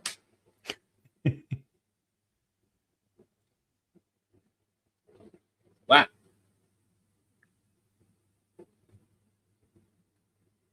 Yeah, Right. Here's how we solve this. This is the image cache itself. Where's it put? Where's it put things? Put if absent. Okay, cool. Where's this being called from? Image provider. That's actually there we go. So resolve stream for key. Okay. If string completes like null. Okay. Then it put if absent. It's going to put it into the cache. If we don't have a completer, it does load image without codec. This is the bit we just it's called our function here. And then the result of our function is getting chucked in the image cache. Great. But where still doesn't indicate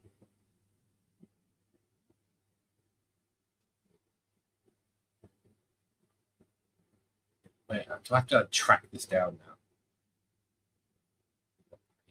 Okay, so we've got right. Resolve. So resolve is actually what's resolving to a string. Okay. I mean, I feel like I'm blind. Like I must be missing something here because if we're putting if absent here, then we need to be checking. And this is loading our function, load image. Then we need to be checking the cache before we get. At least we check the cache before it gets to here for us to see the problem that we're seeing right now.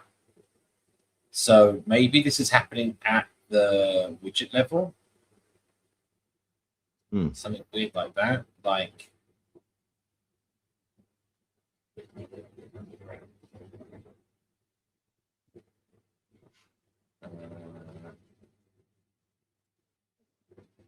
I'd be putting some breakpoints in right about now, or print statements.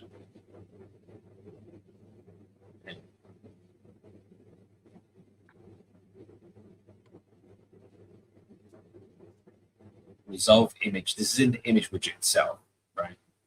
So this is calling that resolve function. It's got cache.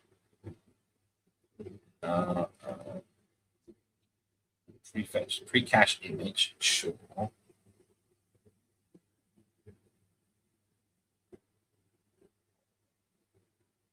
See, you could always just make it so the keys are always different.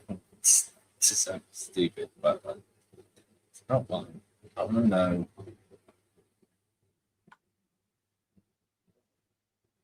This used to be simple. They added a bunch of complexities to this.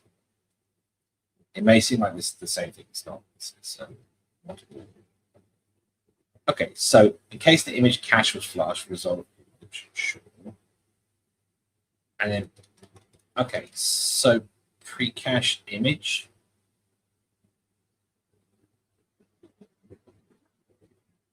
This doesn't seem like one either.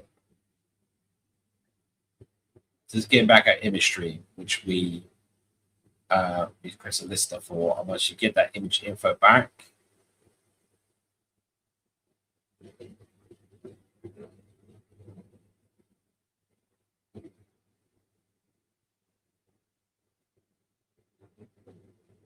yeah.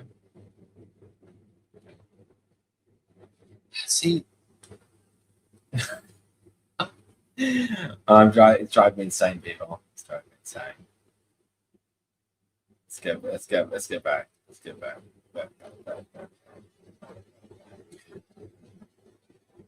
Image cache.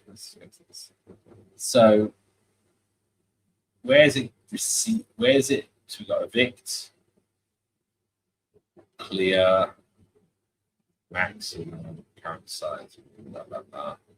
Oh, maximum size 0 would also do it. Let's set the maximum size to 0. Set this to 0 and returning the original value, therefore make it clear the cache. Okay, so basically we can set to 0 and cache is not going to be used. That's a great idea, Simon. Let's do that.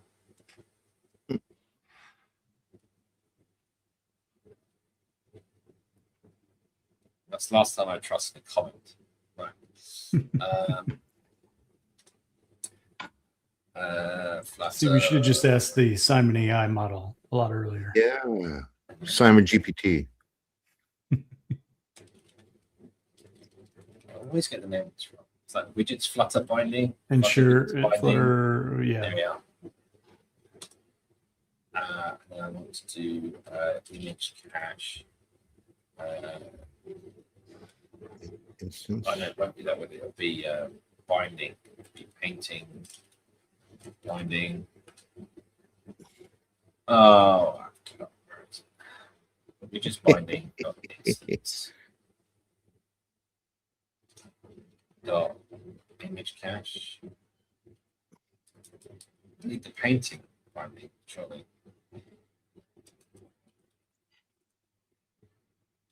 It's not right. It's going to do what I want right now, so that's what I care about. Right, let's try this again.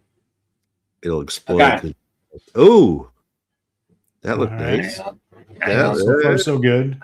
Hang on. Yeah. And, oh, Wait. nope, they're Wait, loading. No. This is interesting because Oh, these are the ones that I skipped past, started, that probably got cancelled. And now it's not going to reload them. Oh no. So Wait, that's filling everything in. Yeah. Oh. It's reloading. It's reloading them. There you go. So let's do exactly what we want. However, this comes down to the error system. We're gonna have to add a microtask. I just knew it. No. This is why they add it before they delete it. No, I think this is the same reason this eviction policy is in place. This piece. Yeah. So Yeah. we'll do this Microtask. in our load. Yeah. Is anyone else? I could see Okay. the author sitting watching this show going, yeah, that's why I had to add that. Right. I had to fix that problem, and I did. It was with a microtask. Right. Okay, so we're gonna scroll.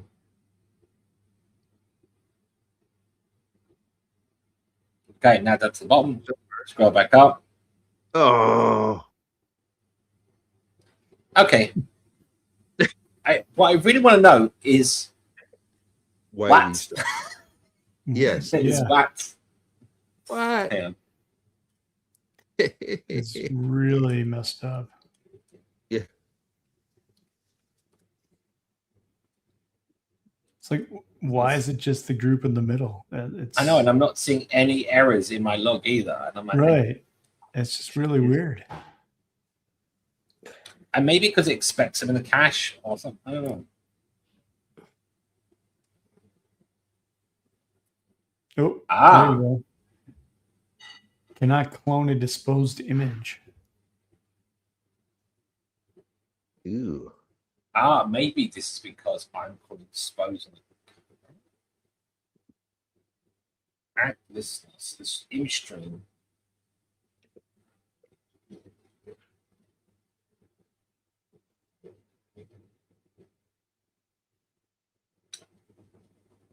So cloning one corrects the new one. Fine. But when is that? So it's saying that on a disposed image. Because the underlying image is being disposed inside the image info. But when is that taking place? Is the grid caching something? No. Image dispose. That's where this is.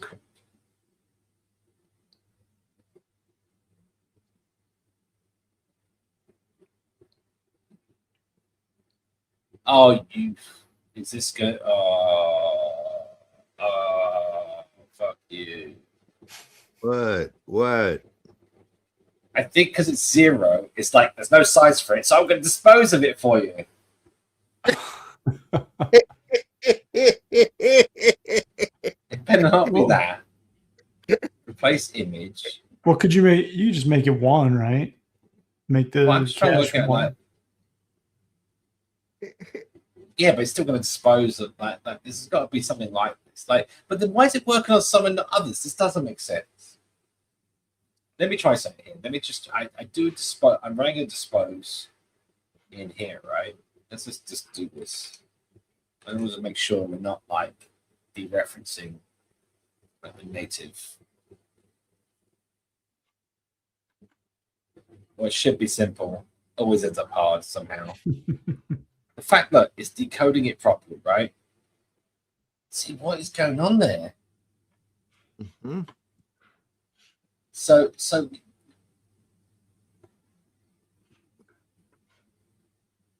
and we only start getting that. We only start getting that when you added the cache limit, yeah. But then that's really interesting. I thought it's a buggy Flutter, you know. So look, we could say it's an arbitrary number, and then if it's smaller than your actual number, you're going to start getting errors back. See, look, it's working perfectly. Yeah. Okay, so set this to like 10. Yeah, then you should get errors at once 11 is pulled up. So loads more. And then once you start going backwards. Yep. Then you're getting the errors. How crazy is that? That doesn't make sense. I would not have expected this behavior from No, down. I can't see that anything we're doing. If I was to use, let's just have a quick look. Let's just do network. I mean, I feel like it must be. Let's just do networking shit for a second. I mean, I get it, but I'm also like, I don't get it. So, okay, so here's our network image. Okay. Ask augment. Look, it's working fine. What? Okay, so something in our. Okay, that's good because now we know it's definitely something in our implementation. The question is, why? What? Yeah. Right? What? Exactly. Let's have a quick nose out. Let's have a quick look at our implementation to see what's going on. So, key. I mean, is it right? It's the key. I can't see how. I mean, the only property we're dealing with is the URL. It's the same URL, same key. That's reasonable. They are being cached. I mean, I could change it to like an image provider, see if it seems it does something. It might do something special internally where it sees that the key is image provider and calls a function on it or something. So let's just do that. See if this makes a difference. But honestly, I'm a bit bemused by that, as they were, I should say.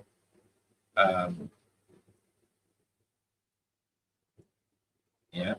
All right.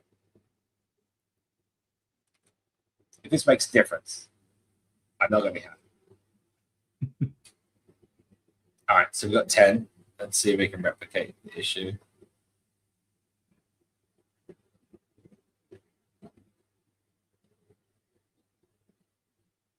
Yeah.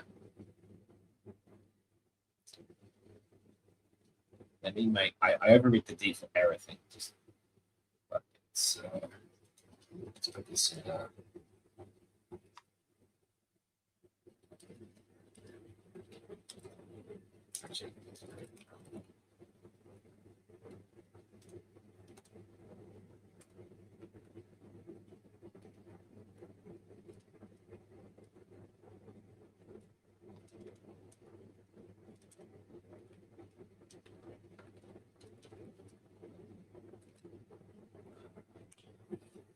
Right.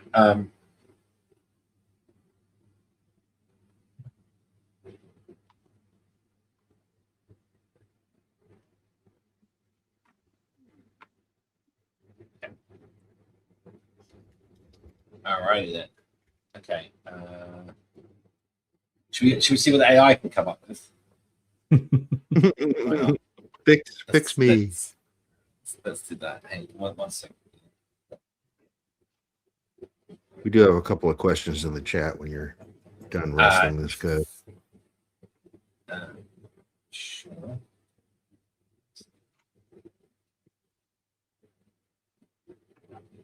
All right, let's back to work. Let's see. Let's just say I'm going to give it one of these error bad state. Say I'm just going to literally tell it what's happening. We'll see what it says.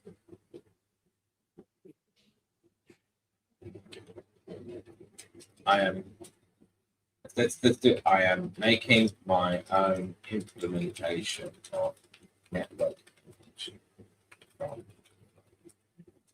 my own simplified Flutter. But when I have reduced the system action size to small, to 210 testing, but I now get image errors and don't images. If I replace my provider with a normal network image provider, the code still operates. It still works. Has no error. Has no errors. Even when the cache size. You'll probably figure out the solution right as you type the last word. Yeah. It's like talking to the teddy bear. You might want to specifically mention that it's on the reload of images in the list. Yeah. It's good point. Right there, but I now get image errors when loading images. That one. When images, I now get errors when images attempt to be reloaded after the. I can see the initial load. I just hit send. See what happens. All right. Help me, AI. Help me. I know nothing. I'll help you. Give us the answer. Now I can see the problem. Let me search for how Flutter's network image handler does it.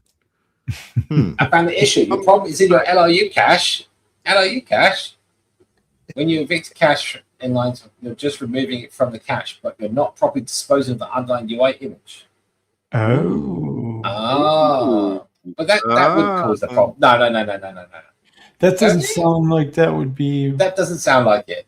But we're going to try it anyway. It would be the opposite, right? It would be that we aren't disposing, because we're disposing and then trying to copy. Additionally, when Flutter's image cache evicts called line on your LRU still holds the image infection.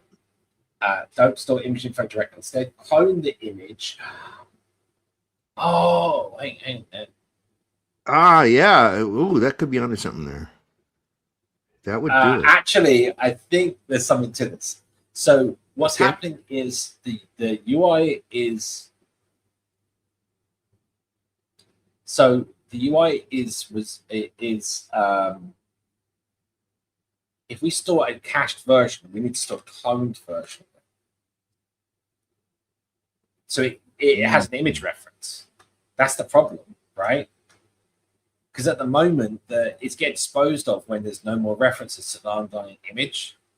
And so what happens is that the UI is calling dispose on that raw image, the underlying image, and it's getting removed. But we still have it now cached, but it's no longer valid. No. So just by doing that clone there, in theory, it should work. And then, of course, we need to dispose of it when we remove it from the cache, which is done here, which is correct. And remove is being called. Is remove being called in the right place? Oh, did it just add remove? It just added remove, didn't it? Sold with less don't than remember. 5 gallons of water used. Well, it's not being referenced anywhere. LRU remove. Yeah, so we want to. Oh, hang on a minute. Get. Even if it's open null, then remove and re-add, and then return clone. It just made the change. Return a clone with the image life. That's actually. Yeah, you got to be I'm going to careful. say that's incorrect. I'm going to say that's incorrect. Is that incorrect? I guess it's not actually, but I feel like it's probably. I feel like that it's not the cache's job to clone it though. It's the fact that up here, when we return it here, we got to clone it. Mm-hmm. So I got the clone Right? in the wrong place. The cache is going to keep. Yeah, exactly. Right. Too many clients is always a problem. And then on the set, hang on, where is it? On the evict. Here we go. We want to evict something. Let's do remove. Hang on, what's this? So we got LU first. Cache remove evicted key. LU remove. Image dispose. So what I want to do is have this called remove on LU first.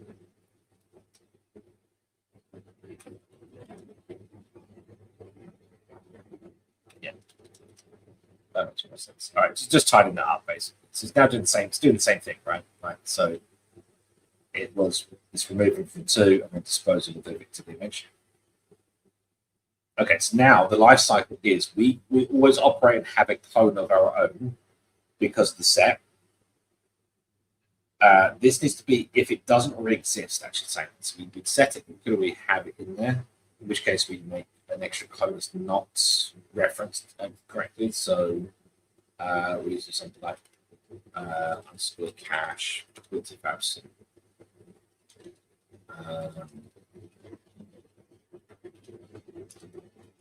Do add as well if it's already there. If this is a set, it's a set. We're fine.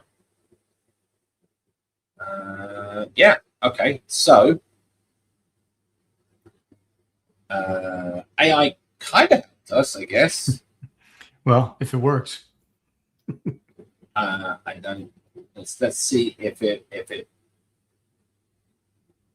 works then. Yep. Let's see if it works. Well, they loaded the first time. And they continue to load. Mm-hmm. Now what happens when we scroll back up after we hit the bottom? More red X's. Oh, no red X's. Yes. Oh, it's reloading. Yes. AI did it. AI did it. Woo. Hey. So it's doing exactly what we want, which is brilliant. Yes. So that's good. And no errors. AI kind of helped, but here's the point. You see what I just had to do, right? Like I didn't just take what it did on face value. I worked out what it suggested. I realized that it's fixed. And here's the problem: its fix would have solved my problem. However, it would have created other issues. Right? Yep. So because we were it was cloning on the get, and right. So and also on the set, it didn't identify the fact that it was you could call set twice, and it was also there was a potential there for not having the correct life cycle. Right. All right, no, doesn't matter. The point is you're there. So, do we want to answer questions, and then maybe we could go a little bit further on this? People interested? Yeah, I'm gonna have to jump, but after we answer the questions, but there's just the 2, I think, or 1 maybe. Yeah, just 2. One isn't really a question. One's a promotion. The other's a question. So the question is, I recently published my first Flutter plugin, Clean Code Lints. That's kind of a promotion for that. While testing it, I ran into version conflicts with packages like freezed. What's the recommended way to stay compatible with older packages. Support older packages. Change your versioning to do a bracketed version, greater than or equal to this version, less than that version, right? Yeah. Right. You just need to support older packages. And you need to decide where your support's getting cut off too, because at some point you can't support the older stuff. Right. So I mean, like I just wrote an update to my app that requires that it be fairly modern Flutter and Dart to actually run.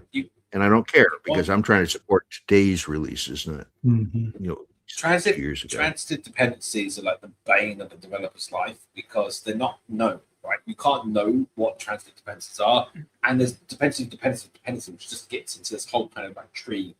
So it's really hard to kind of manage that, especially when you're deep in the woods with stuff like analyzer and lints and things like that. Yeah, you're definitely tying it to a very narrow range of when those particular interfaces were available. So it is one of those. Go ahead. I was going to say when upgrading, it's always trouble for me. Like enough what I think it was Rody used to do, which was remove all your versions from your pub spec, do a Flutter upgrade. It will automatically try and figure out what the greatest version is that all works together on these things. I was telling you that. I've done. Then I think Rody came up with that. He did an article on it very early days. I came up with long before Rody existed. This was ages ago. This is like 2017 or something. 20 years ago? 2017. Way before Florida. Before Florida. 2020. Maybe. Yeah. Whatever the fuck. I don't know. No, that would have been right. 27, late 2017, early 2018, something like that. Yeah. It got me going there for a second. Has it been that long already? Are we going to come up to a 10-year anniversary? Yeah. Almost. Coming up. All right. Right. Anyway, so I was just going to say that. Show your versions, but the fact of the matter is, you want to push it down to as small as you can go, like the minimum version that you support, and then as new versions of Flutter come out, you want to raise it, and as you raise it, it's all about all your dependencies being compatible with your minimum. Yeah. So it's up to everyone to kind of push forward the new versions, and as they do that, then you can raise your minimum. Yeah. That's it. Mm-hmm. And one other question here, not really a question, but something about Nitro Camera is going to be released tomorrow, whatever Nitro Camera is. But there's no port of React Native camera vision, so we saw, I think it was Cherie that's doing the port of that, or his port of that, and that's what Nitro is. And cool. Nice. Yeah. Cool. Not many questions, but yeah. All right. John, are you sticking around then, or what are you doing? No, I'm gonna have to jump off. Yeah. Yeah. Fair enough. All right. Thanks. See you guys next week. Safe journey. Yep. Right. See you in 165 hours. Yes. Right. 166. Sorry. Let's do a little bit more before we call it a day. Yeah. Because we're nearly there. Then I'll post this so people can have a play around. Right. So. Another gist. Right. So another gist. Where were we here? So we're loading 4 at a time only, just to simulate like slow loading, obviously, and because otherwise it's too quick to even notice what we're doing here. And you'll notice these are the things you notice when you're on a slow connection. So you will definitely notice these things, but just when you're developing, it's really hard to notice. Now, a lot of, and as Randall was saying, Genymotion, the Android emulator, they all have support for like changing the network bandwidth and how bad the network conditions are. And then I should test it properly. And I'm pretty sure iOS has the same thing. I just can't remember what it is off the top of my head. Anyway, so now what's happening is when we scroll, because it's only got 50 in the cache, it instantly loads the ones it has. It's cache. We're trying up and down, by the way. Instantly loads the ones it had previously, and it's trying to load new ones. Now the problem is that we do need to make sure that these are cancelable, because now we've got this problem where we can potentially get like head of line blocking, right? So what's actually happening right now? If I scroll all the way to the top, all those images in between. I mean, I assume, and like if they haven't been requested, I mean, those requests for load image went off. And they're stuck in here in now completed, right? And then what's going to happen is they return back, and then it's going to queue up the next one. So basically, unless we have like a cancelable thing, I can't see how. It's kind of curious, right? Like, I'm not sure what the expectation is for that. Also, does it do proper deduping in the sense that if one cell has to be, picture 001 and another picture cell also has to be picture 001, is it fetching it twice? If it's quickly. So here's the thing. It's creating 2 instances at the moment. It's creating 2 instances of the image provider. In the previous idea of using the Flutter image cache, it doesn't, because it's keyed to that and goes, I've already got it in my cache, I'll return it, right? Now, in this situation, if you've got 2 in flight, yes, you're going to get that problem, right? So if you were to load successive images, the same image multiple times over, in fact, do you know what we could do? Here's what we can Just do. fix the name. Make it all the same image. Yeah, exactly. Yeah. So we'll do this here, and we'll do this. So now we're going to have 100 of the same image. Let's see what happens. Ooh, yeah, good test. It's So that fetching loaded it separately. Yeah, that fetches separately. When we scroll down, though, now it's in the cache. So see, it loaded all of them at once there. Yeah. Right. That's because it one fetch was off, and then it loaded them all in at once. Right. Yep. So that's actually doing what we want. It's that initial load, which obviously it set off lots of requests all at the same time, and we had lots in flight, and that's because we don't have that cancellation thing going on. But you kind of want it's like these are the kind of like more complex things that you need to start thinking about when you're doing. Like, it's great to just use this thing out of the box, but these problems still existed with the normal one that was in there, right? These problems still existed with other packages and stuff. Like,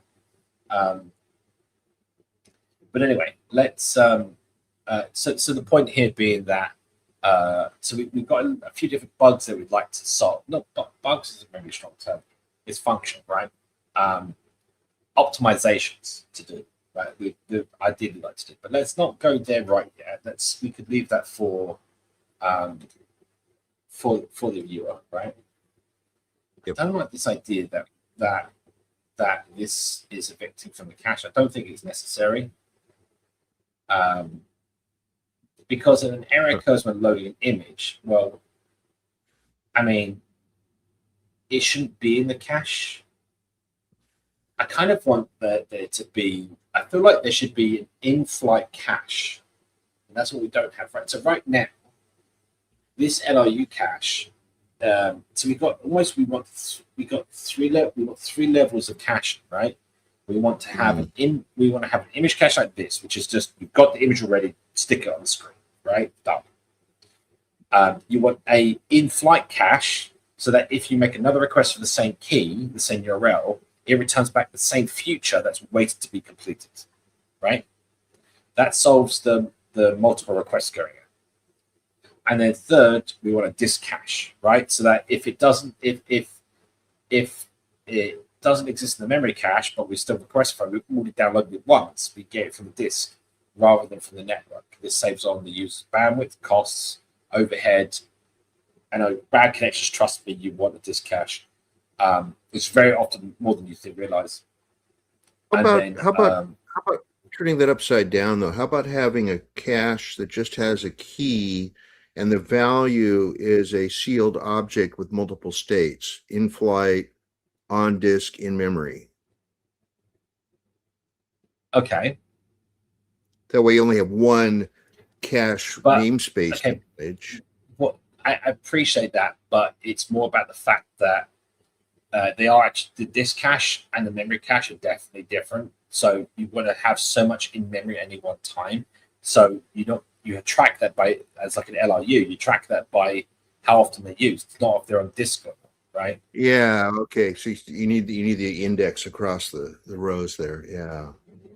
Okay. I like the idea though. I feel like there's something there, but it make the cache a lot more complicated than it needs to be to just do 3 consecutive lookups, right? Yeah, I'm just trying to simplify the problem of, mapping IDs I to mean, something. when you evict it from the cache, you could change its like when you evict it from the memory cache. To be specific about this, you could change its state to being this cache, right? Yep. So change to sealed instance, and then if it, I mean that's kind of nice, right? So does that mean that we get this kind of? Does that solve that problem? Feels like it does, you know. I really like the idea that we've got this in-flight stuff going on. Yeah, because you want to uniqueify in flight. So if another way to do that is to have the same table somewhere that has the same URL. Well, yeah, I mean, like again, like what you can do here is quite straightforward. Like here's a way. Let's just do this stupidly right now. In-flight requests. We want a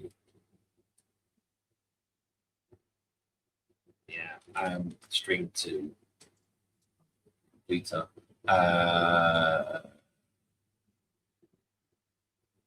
Yeah, and then here's the thing. Sorry, I just realized something. I'll set this to 0, and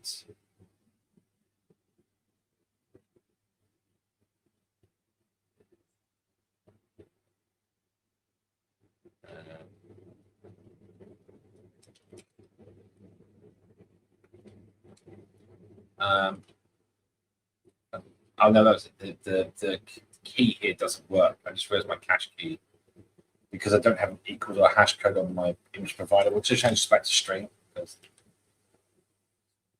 that's going to go.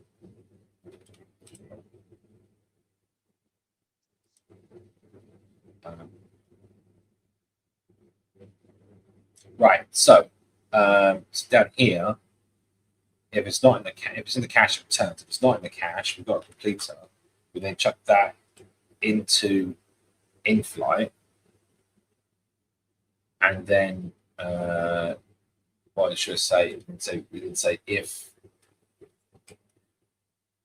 in-flight contains it, turn that, and then on then complete.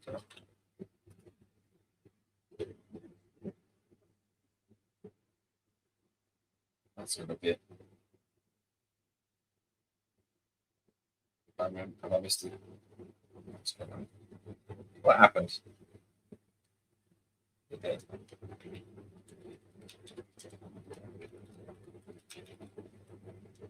What did the format do to me? Why?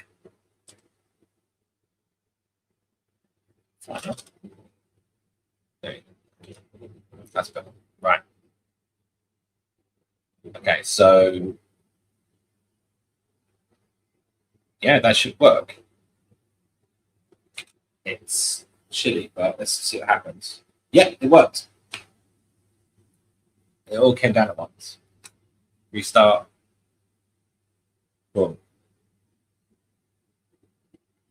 So the question is, does that mean, yeah, we're seeing a load at once? So now let's change our, change that to a 5.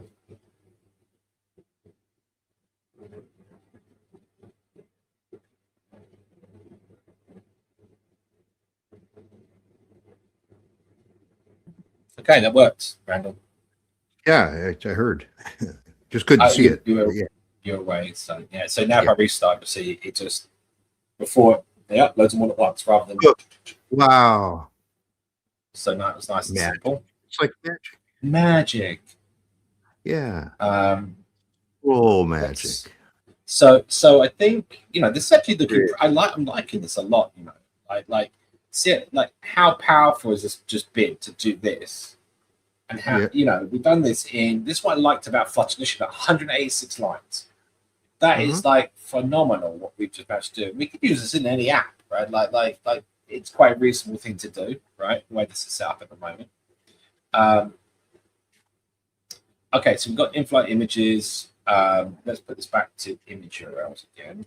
I've reduced, URL. I've reduced this down to being 25 in our cache. Cool. So now I'm kind of curious. Yeah, so there you go. So now we start loading them back again. So now the question is disk cache, right? And I just want to put this one thing in there, and then I feel like this is a complete example that I'll be happy with right now. Right. This could even be productized and pushed to pub.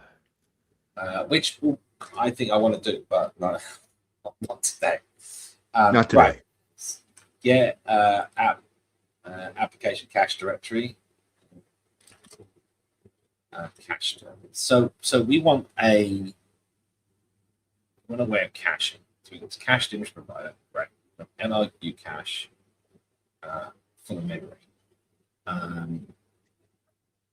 Let's now do a disk cache, right? Disk cache, oops. And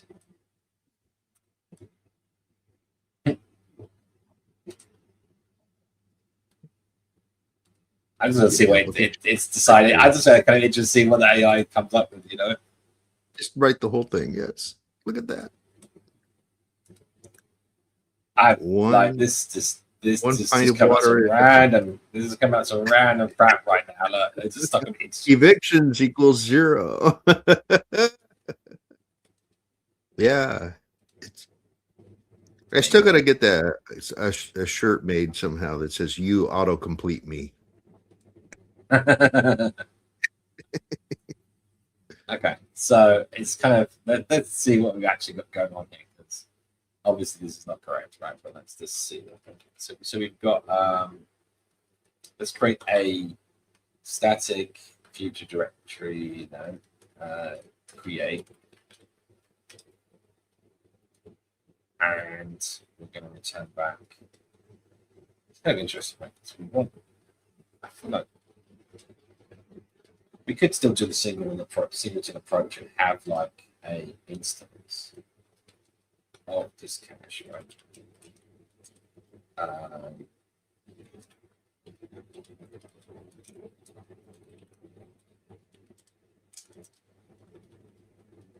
Something like this. Just kind of like almost like a global initializer directory.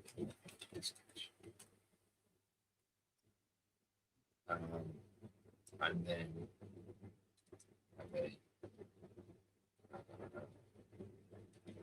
Where's it going? It's going in disk cache.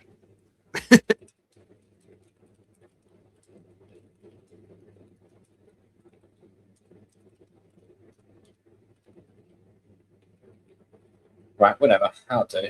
Right. All right. What have we got down here? So we create a index. So we'd like an index of URL to file. The issue with this is our keys are not definitely going to work. LRU, I guess we want to treat it like an LRU set. Max size is another issue we need to deal with. Current size, sure. Max count, sure. I think when we actually talk about just loading this, I think it's another thing that we need to like load or something.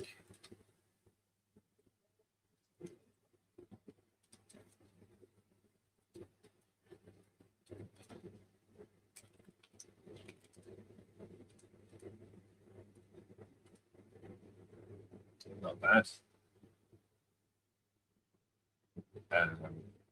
So yeah, again, this needs to be keyed correctly. I mean, current size incrementing. Count, it's pretty straight. Count, it's pretty straightforward. We do need to populate the LRU.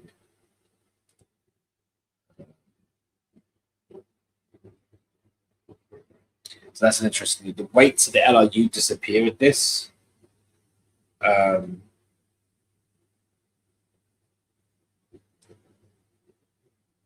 So when you reload, you're going to be back to the point. You're going to be back to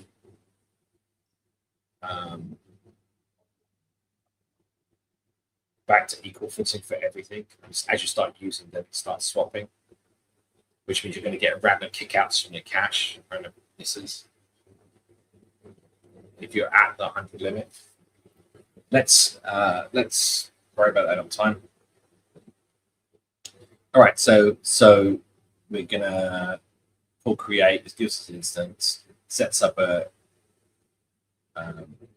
You probably just do it all up in init, right?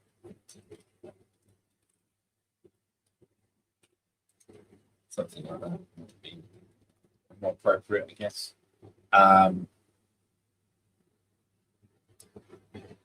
And then that's going to load whatever we've got. Now, just cache a directory. Obviously, this is not what we want. Kind of want a yes, I think this.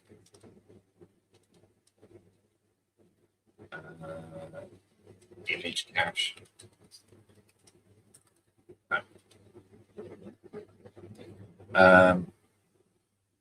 Okay, and we want to get key. This is an interesting point.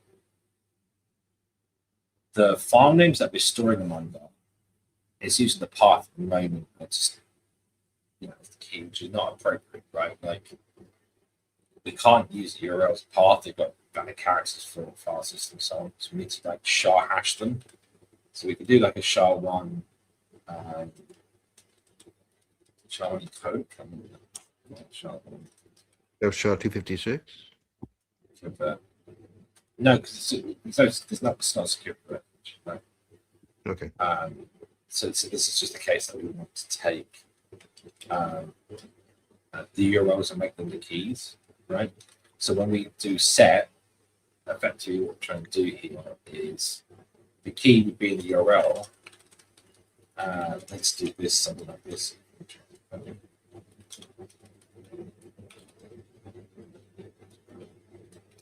Oh my goodness.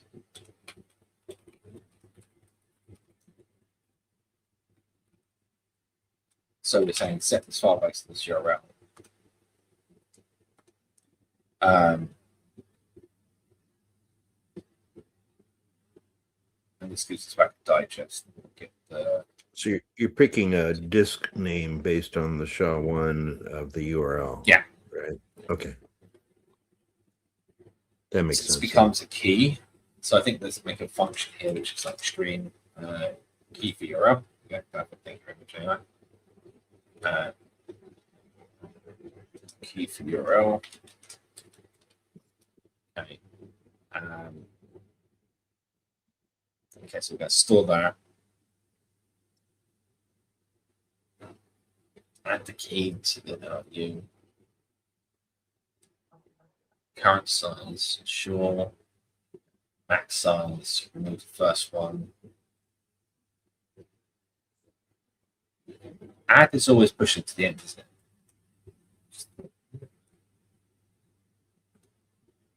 Oh, it depends. Well, I think on a set it does. But I'm thinking if it doesn't already exist, it's removing it first to always make sure it pushes down to the end. So the first one is always the oldest one. It depends on what kind of set it is. Like I think the default though is it maintains insertion order. So yeah.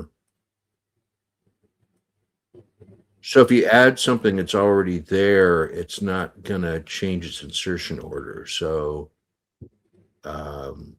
those will time out sooner than they should. Yeah. I think the max size as parameters. Oh, but if you're deleting the key and then inserting it, that is always going to be at the end, right? Yeah. It's insertion. Cool. All right.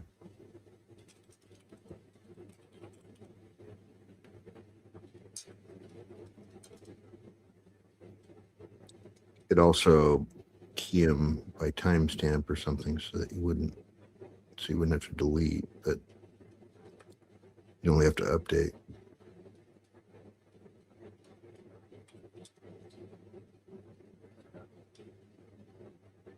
It just makes it more complicated, though. Delete and add is probably fastest.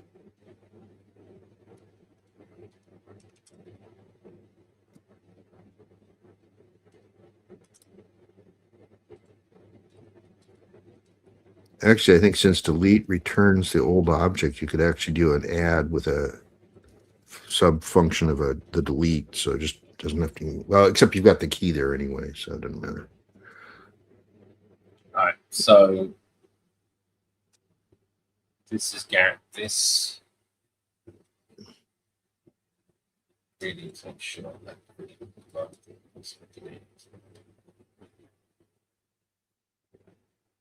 all right, so that loads it. We're going to retrieve a file from the index. If it exists, then we're going to remove React to the app cache to put it to the top. Return the file. Job done. Otherwise, return null. The key here, if this is URL, transmit that as key URL. But we're going to say put if absent. So we actually need to return it.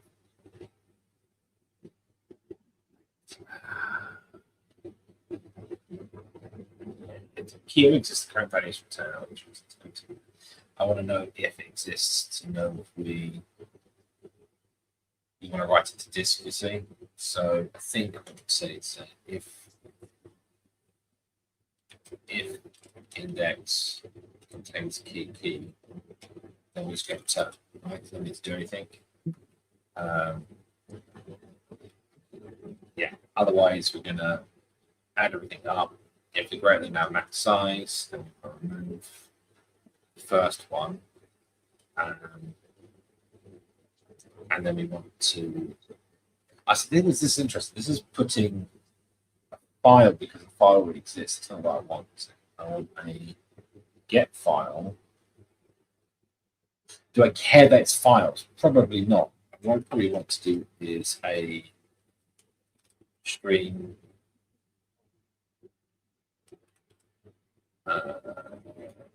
live stream. I can just do a UNP list and just load it all at once. It'd be stupid. Yeah, it would be stupid.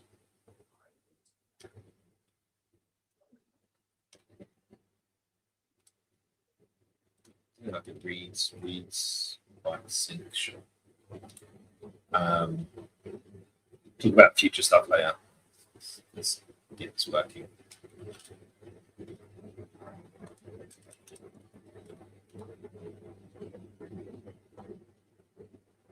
All right, so now we've got data.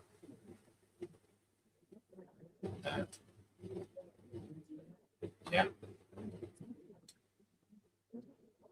Sure, perfect. And we have the length because it's the data. Read that, runs. And if we remove, then we'll remove from index from cache. Deletes the file and takes that. I think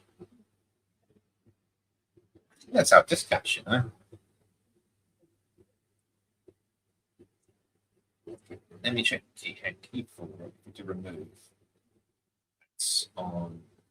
Let's do remove on URL though. Just to map everything out the same, and then we can remove from here. So that's the problem, right? So we say remove key or something.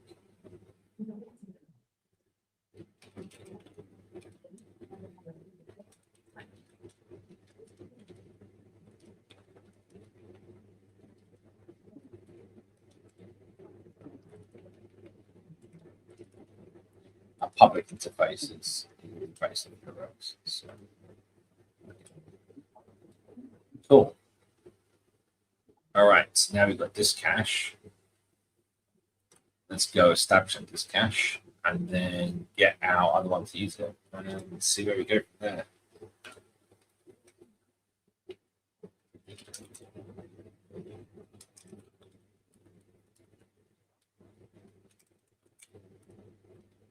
And just some stupid initialization here. Well, you can probably do that. Debug.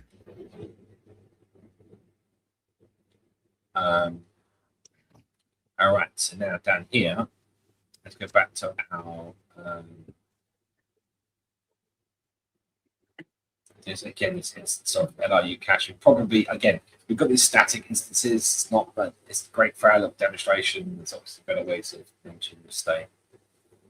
So we're going to update our cached image provider to link. So in-flight ones are actually kind of important because the in-flight ones, this is now in flight because it's not synchronous anymore. This is a synchronous function at this point, right? We need to make sure that as soon as we start going into any asynchronous stuff, that we've got something running in flight. So that's what we're going to do. So we're going to create our completer, we're going to add it, and then this is now we want to say, oh, well, if our disk cache has it, then we're going to return back a future that loads it, right? So it also means that we can make our loading different. This is definitely not what I want to do, but that's fine. So I'm going to make this a future. You could do synchronous loading though, right? Or would that just block the UI probably too often? But you've got really loud on me all of a sudden. You're really sorry. quite loud. Probably people are like, oh my God. There, how's that? Better? That Yeah, better? yeah, much better. Yeah. Okay, sorry. I'm trying to adjust knobs. Well, I don't want to block the UI. I don't want to block the main thread. If we were to do this with an isolate, then sure. I mean, like the load from disk, though, I would rather prefer. Okay, fine. Just suggesting. I was going to do that just to make my life easier, but since we've got a running feature anyway, it's going to make sense. Okay. The same goes for our writing. My future's so bright, gotta write disk. Now the question here is, now we've got a little potential race condition on because we set and we want to the cache. Our cache contains files, but the file may not be written yet until set returns. So we do actually need. We'll wait for this. Right, but we'll have to wait here. Right, we can't not await it here because this once the set function returns, we need to make sure that it's in that file in the cache. Otherwise, this drops out of sync, right? So we could return a file and put it in the files and everything else, but then the contents won't be there until the write is finished, which again makes us inconsistent. So, all right, so let's try this. Right, so back to where we were.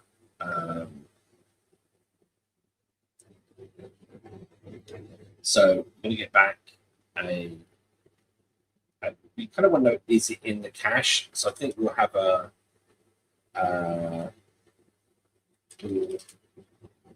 contains URL, which I think is quite a reasonable thing because that's like synchronous, right? And that way we can directly go into here and say this contains URL. Then we're going to return back our whatever it is. I have no idea what this thing's trying to do. Let's not do any of that. I have no idea what it's doing. So we're going to do that. Right. So we've got we've got our completer. So we're going to want to say this cache get. Then now we've got our bytes. Bytes. We're going to load out image. The load image from URL is text decoder. Where is it? And does next framing does this. I mean, basically, we're doing the same thing. I'm wondering right now is if we can put our delay ahead of doing the network stuff. So we're going to put our fake. Oops.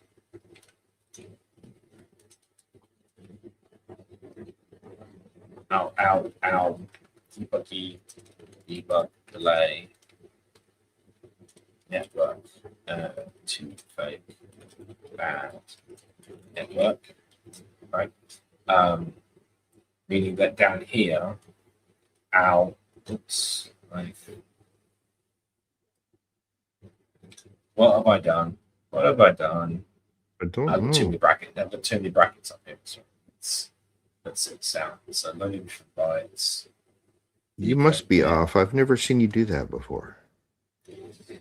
I know. Usually you hit the brackets right on every time. It annoys me because I never am able to get brackets to match when I first paste something in.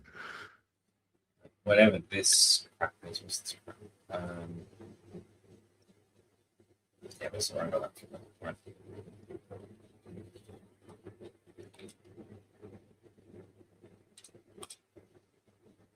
Look at that. Right. So if it contains the URL, then we're going to go get fetch it from the URL. So that's kind of interesting because we could also enforce a throw now for like an exception for each. So you have to check this. Maybe it's a better.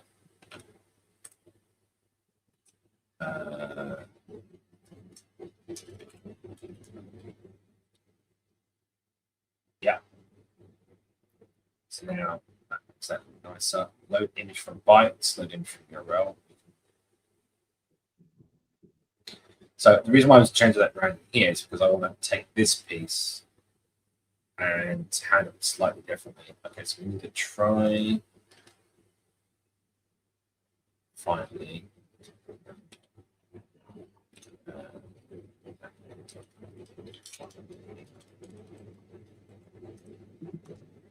You know, we can separate function here.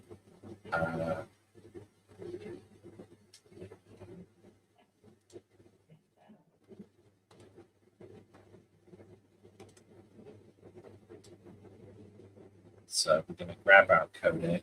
What's it trying to do? Get this image. All right, so now we've got loaded bytes. Back to here.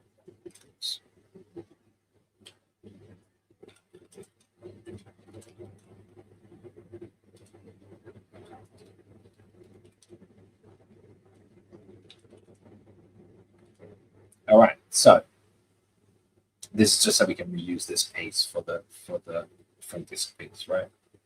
All right, so now once we load it from disk, we want to put it in our memory cache. Perfect. That's what we want, and yeah, data. And if there's an error,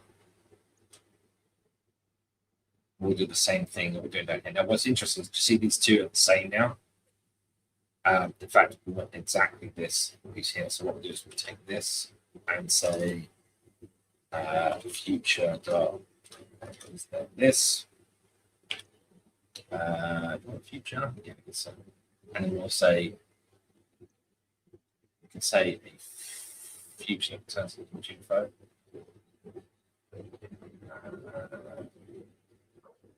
Yes, so future image info loader.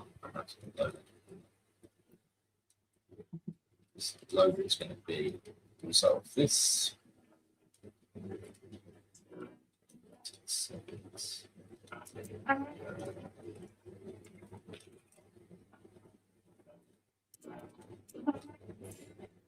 And then down here, yes. What am I hearing? Oh, sorry, probably me. Let me mute. I've got noise going on here. Okay. Okay. How are we doing now? So in flight, loader, image from disk, we get it from disk. Else, we try and load it from URL. And once the loader completes, make sure it's in the memory cache. Complete out completer. If it's an error, then we can evict it. We should evict it from here.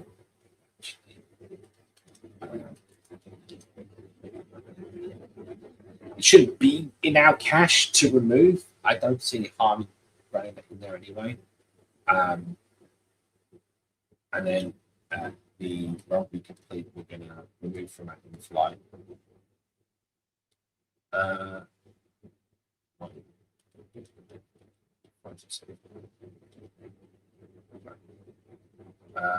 Yeah, I think that's going to work. So let's just add some logic. Say, I just feel something else.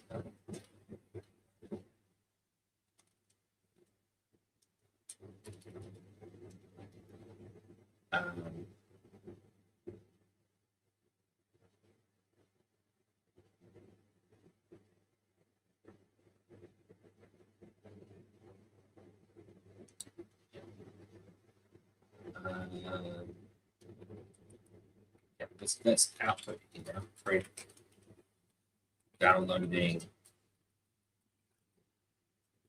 URL. Right.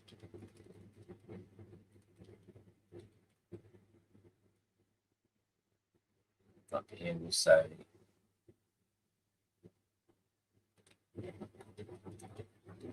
loading from memory cache. And finally, I guess loading from disk cache.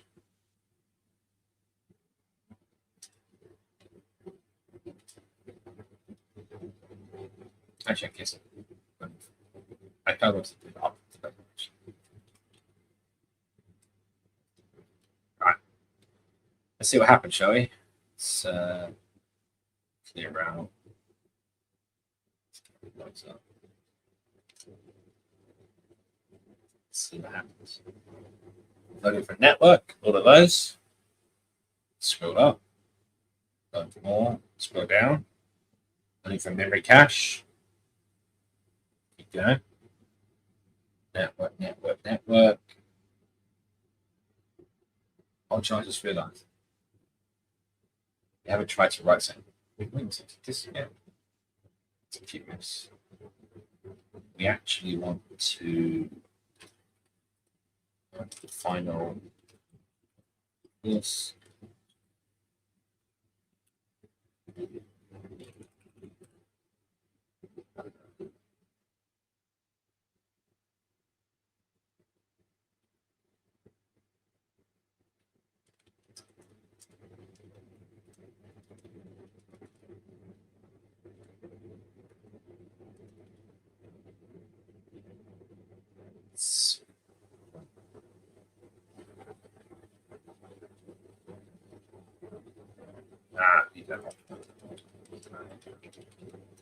Right, just want to put the recursive in there. So just actually causing problems.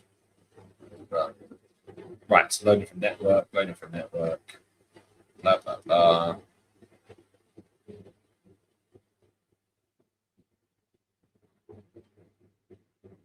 Okay, it's going back up. Loading from memory cache. Loading from network and not disk cache. That's interesting. That should be loading from disk cache. So what did we do wrong?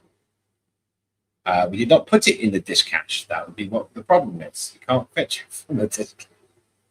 So when we get it from network, that's a good point.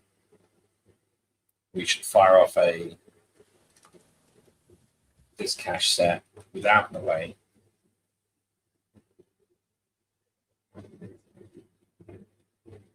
Still going to be flat. No, that's kind of annoying.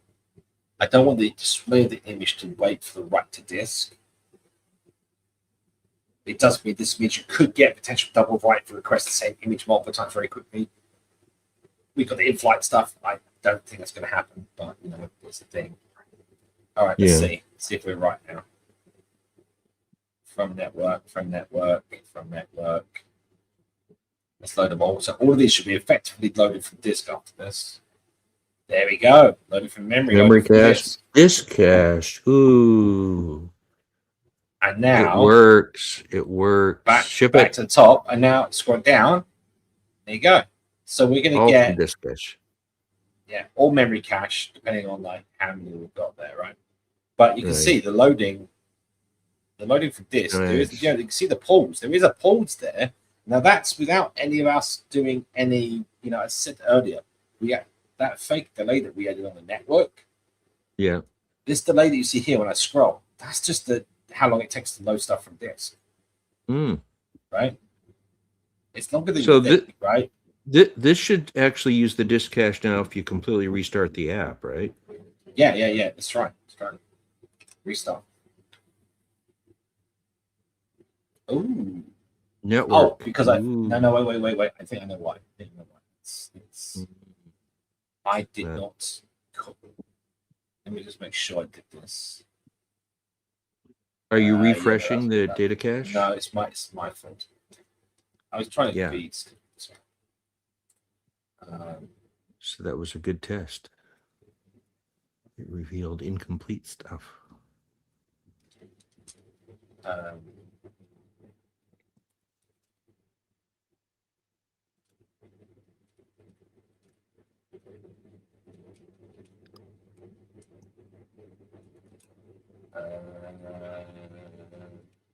Wait.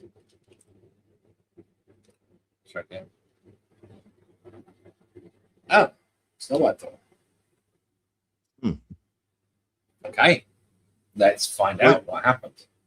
When you're creating your disk cache, are you first looking on disk to see what's there? I don't know if you're doing any directory listing. Yeah, that's what this load is. Oh, you are? Okay. Yeah, but you know what? It's using the wrong key. BY key. Okay, well, here's the problem. My key, the file path, is wrong. It needs to be file.file name or whatever it is. So we need path dot base name. Rightly. Just base name. Just go to base name. So many keys, so many locks.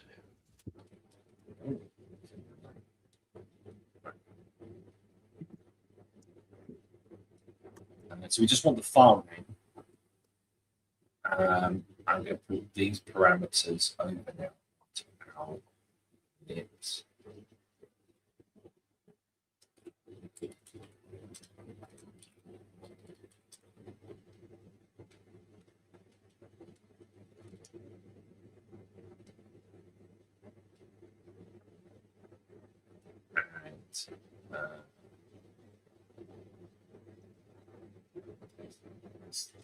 Actually, I don't know what and so file found path, base name for path. Let's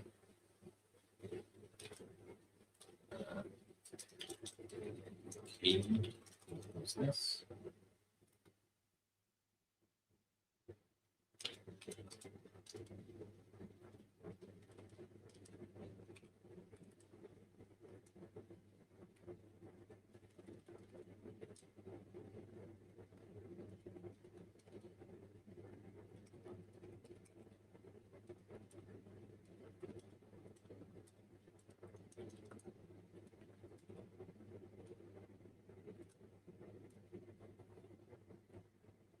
Okay, there you go. Perfect. Did it. So at the very beginning, it loads up. It now gets all of the files, sticks them in the cache, and then all the images load from this cache. So now Nice. We start now. All load for cache, yeah. All from disk. Lovely. And I scroll.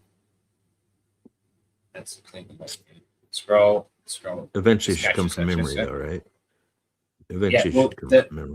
Yeah. We just saw that the memory cache. Right? There we go. I see. All right. So if I go up and down, we're going to get some from memory cache. I'm only storing 25 in memory. Mm-hmm. So, yeah, it will basically. This is the point, right? Like, this is my point. Like, it all depends on. At the moment, there's no, so you're not seeing the load from memory because 25 is on the screen. So there's no need for them to load again, right? So it's just basically loading more when I go up and down because that'll count for 25 in total. As soon as I go a little bit further, we're going to get this cache. If we go back down a little bit further, we should hit this cache. Are you doing an LRU on the disk cache too, or is that just going to keep going without no, it's an LRU. Okay, cool. So down here, look, we've got a LRU index, and we're using max size and max count as our. Well, that's a good point, actually. No, the eviction is only on max size, not max count. Yeah.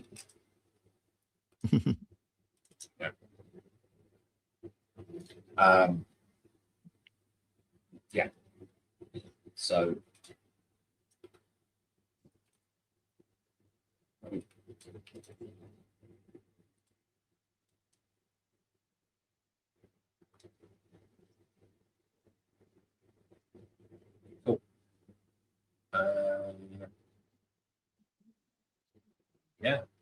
trying to feel like I feel like I'm missing something, but actually it came together quite quickly. I'm quite like that. Certainly, I take like certainly the way that we hooked up the components we're just using single instances right now. Like these singletons, I don't particularly like that.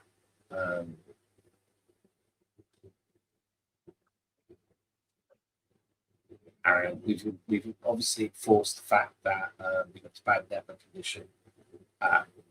We could.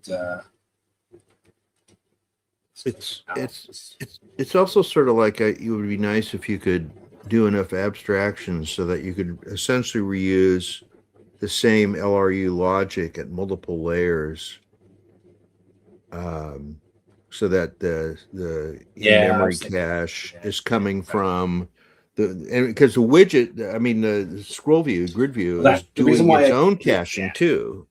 You know, so it's really So that's actually another thing that we haven't covered. So there's actually a scroll aware image provider, and we actually do want to put this in there, and that's ideally what we want to do. That solves that problem. I didn't get to that, so maybe this is to do use. Yeah. There you go. Anyway, I think that does it for today. Yeah. Did everyone like that? Was that interesting to understand more about how to do a proper cache? And again, like to me, we look at this and I go, look, that is a full networked image implementation. Yep. 320 lines, and that's with a demonstration. I mean, and this should be in core. This should really be in core. People shouldn't have to keep reinventing it. Yes. That's what I'm saying. And like why is a disk like a disk cache? I don't know. I feel like this is such a simple thing. You can have fully tested, have lots of capability. Like it doesn't need to be super complicated. Right. And you could. Again, like the file cache I've done here with image. This just needs to be like T, right? And there you go. We've now managed to obviously code before we set it, right? And you could have an interface for the things it's managing, and then it could be pluggable, right? I'm gonna do this. This is it. Value. I just want to it'd be nice to have a reusable thing, right? So T value.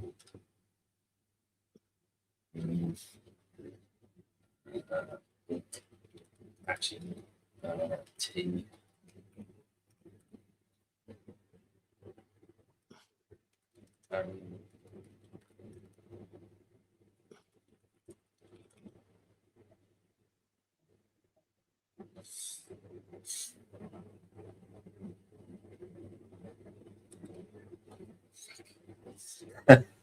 So it's causing myself problems now. We need like he extends some interface probably, and then like that. I'm not. I'm just putting this back because I don't want to call myself one. I want a working example and give people. Yeah. Don't break the thing that was working, please. Right. All right. So let's. You can do your little singing dance. I'm gonna grab a gist. Okay.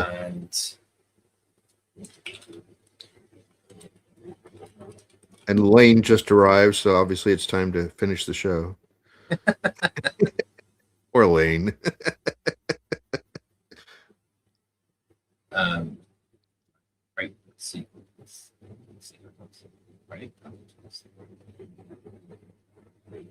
Right. It is Humpday. And you can go back and watch the show. You should do actually. It's been a really good one. Yeah, it was really creative problem solving there too, and thinking about it and thinking about how to fix it when it broke, which is the fun part. That's what programming really is. Real programmers fix things that are broken. Real programs, no. Real programmers break things so they can fix them. Real programmers don't use AI.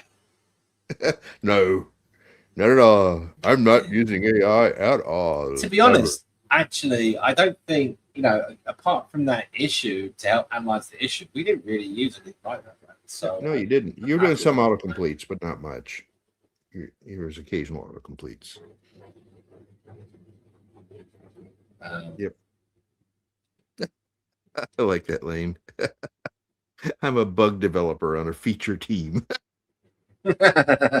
I need a T-shirt with that on it now. That's pretty good. I need. Actually, you know what? I need to modify this slightly. Let me just. We need a really simple thing, which is wrap this scaffold.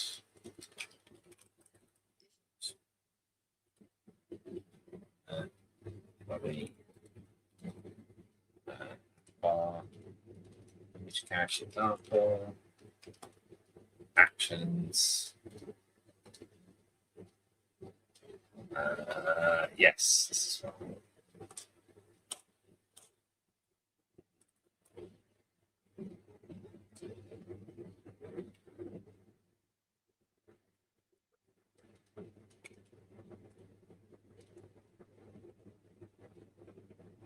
I think it was either Dijkstra or one of the other classic famous developer people that said that he called programming bugging because obviously the reverse is debugging.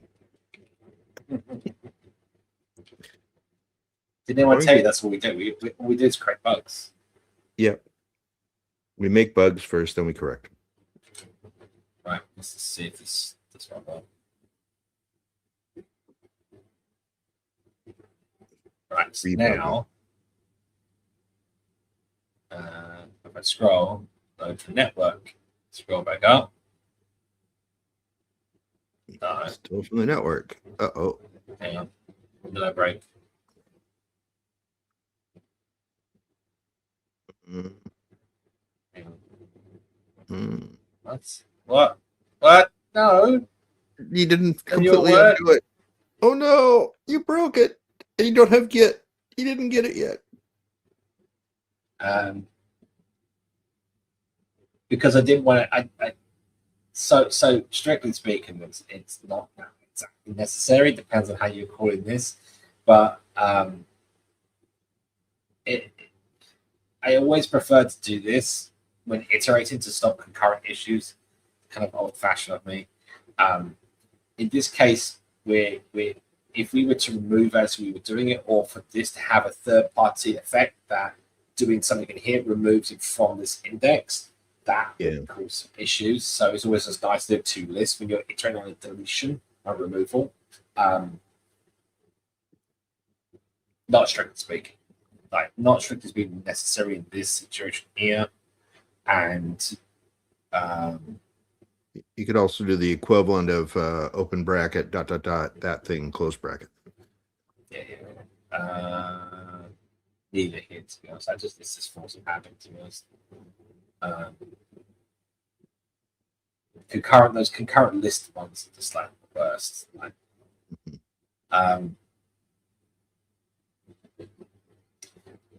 Okay, so what was I saying? What was I trying to do? Yeah, why have my images not been? What have I done? I had it set to store them, and then I must have messed something up. I put the debug back in for the loading so we can see that. Set 0 bytes, that seems fine. What's set doing now? If the index contains the key, it doesn't bother. Fine. Join path directory, which is our storage directory for cache. I would create that up front. No problem there.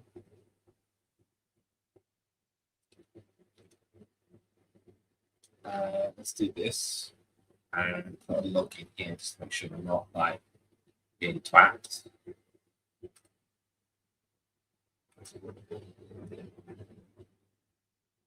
Okay, so there's this cache, right? That looks good to me. Refresh. Okay, it's right in the bites of the cache. That's good. Oh, yes. But does it read disk? Doesn't seem to want to do that. Loading from network. Okay, so that's our get that's failing then. Is it because bytes? I can't see that being a problem. Let's put our print. Oh, you know what? Look, I commented it out. But then why would we do load from network? It's kind of curious. Let's put these back in here. Really? Yeah, weird. Let's do that. At least do that. Never make speculative changes without having a git commit behind you. I know. Bad Shame on you. Violations. Shame. Violations of the basic law. The law of coding. You have broken the law. The claw. All right. Hope we can get it working still. Oh yeah, I'm not worried about that. Just like I am. I would like to because have a it's demo. a map. Because it's a map. How's that? What? Because it's a map. What does because it's a map mean? Because we were talking about toList and how toList doesn't need to be there. Oh, but it does if it's a map. well, if you do dot value, sure. Yeah. I'm trying to get back in the streams. We broke. Oh yeah. It is loaded from disk. It's just, I think. It's still. Hang on. Oh. No, that's correct. It's correct. Hang on. I think the problem was we just weren't giving it a chance to. No, it's loading from disk. It's working. I think when we saw it loading from network, we could see load from disk, so we thought it's only loading from network. It's because I commented out. Commented out. It was always working. Okay. Right. Ship it before it gets broken again. Exactly right. Let's just it. Let's comment out these things here. I think I'm going to leave the loading in there just for like people to understand, right? Sure.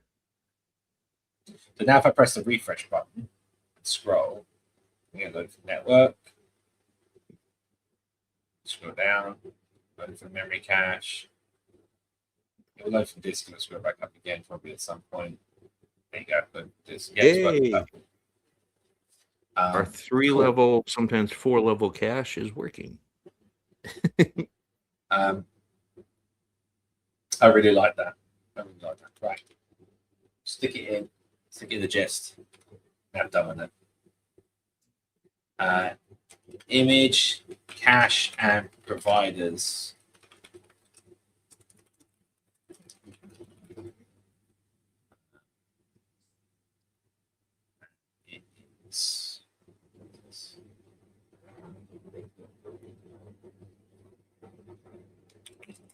Humpday, first sense.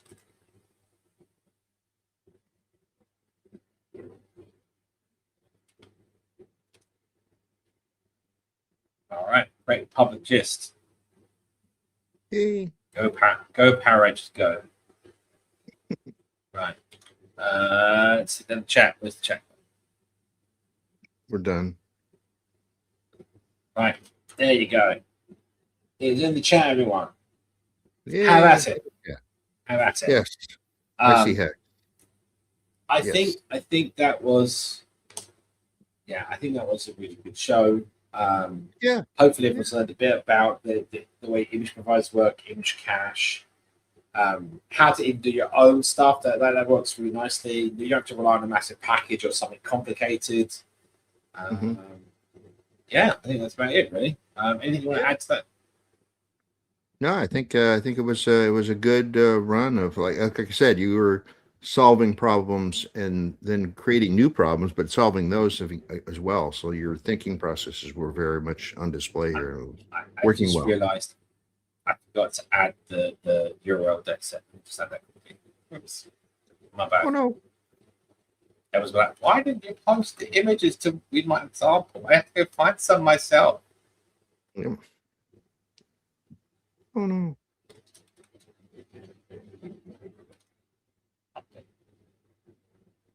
Okay.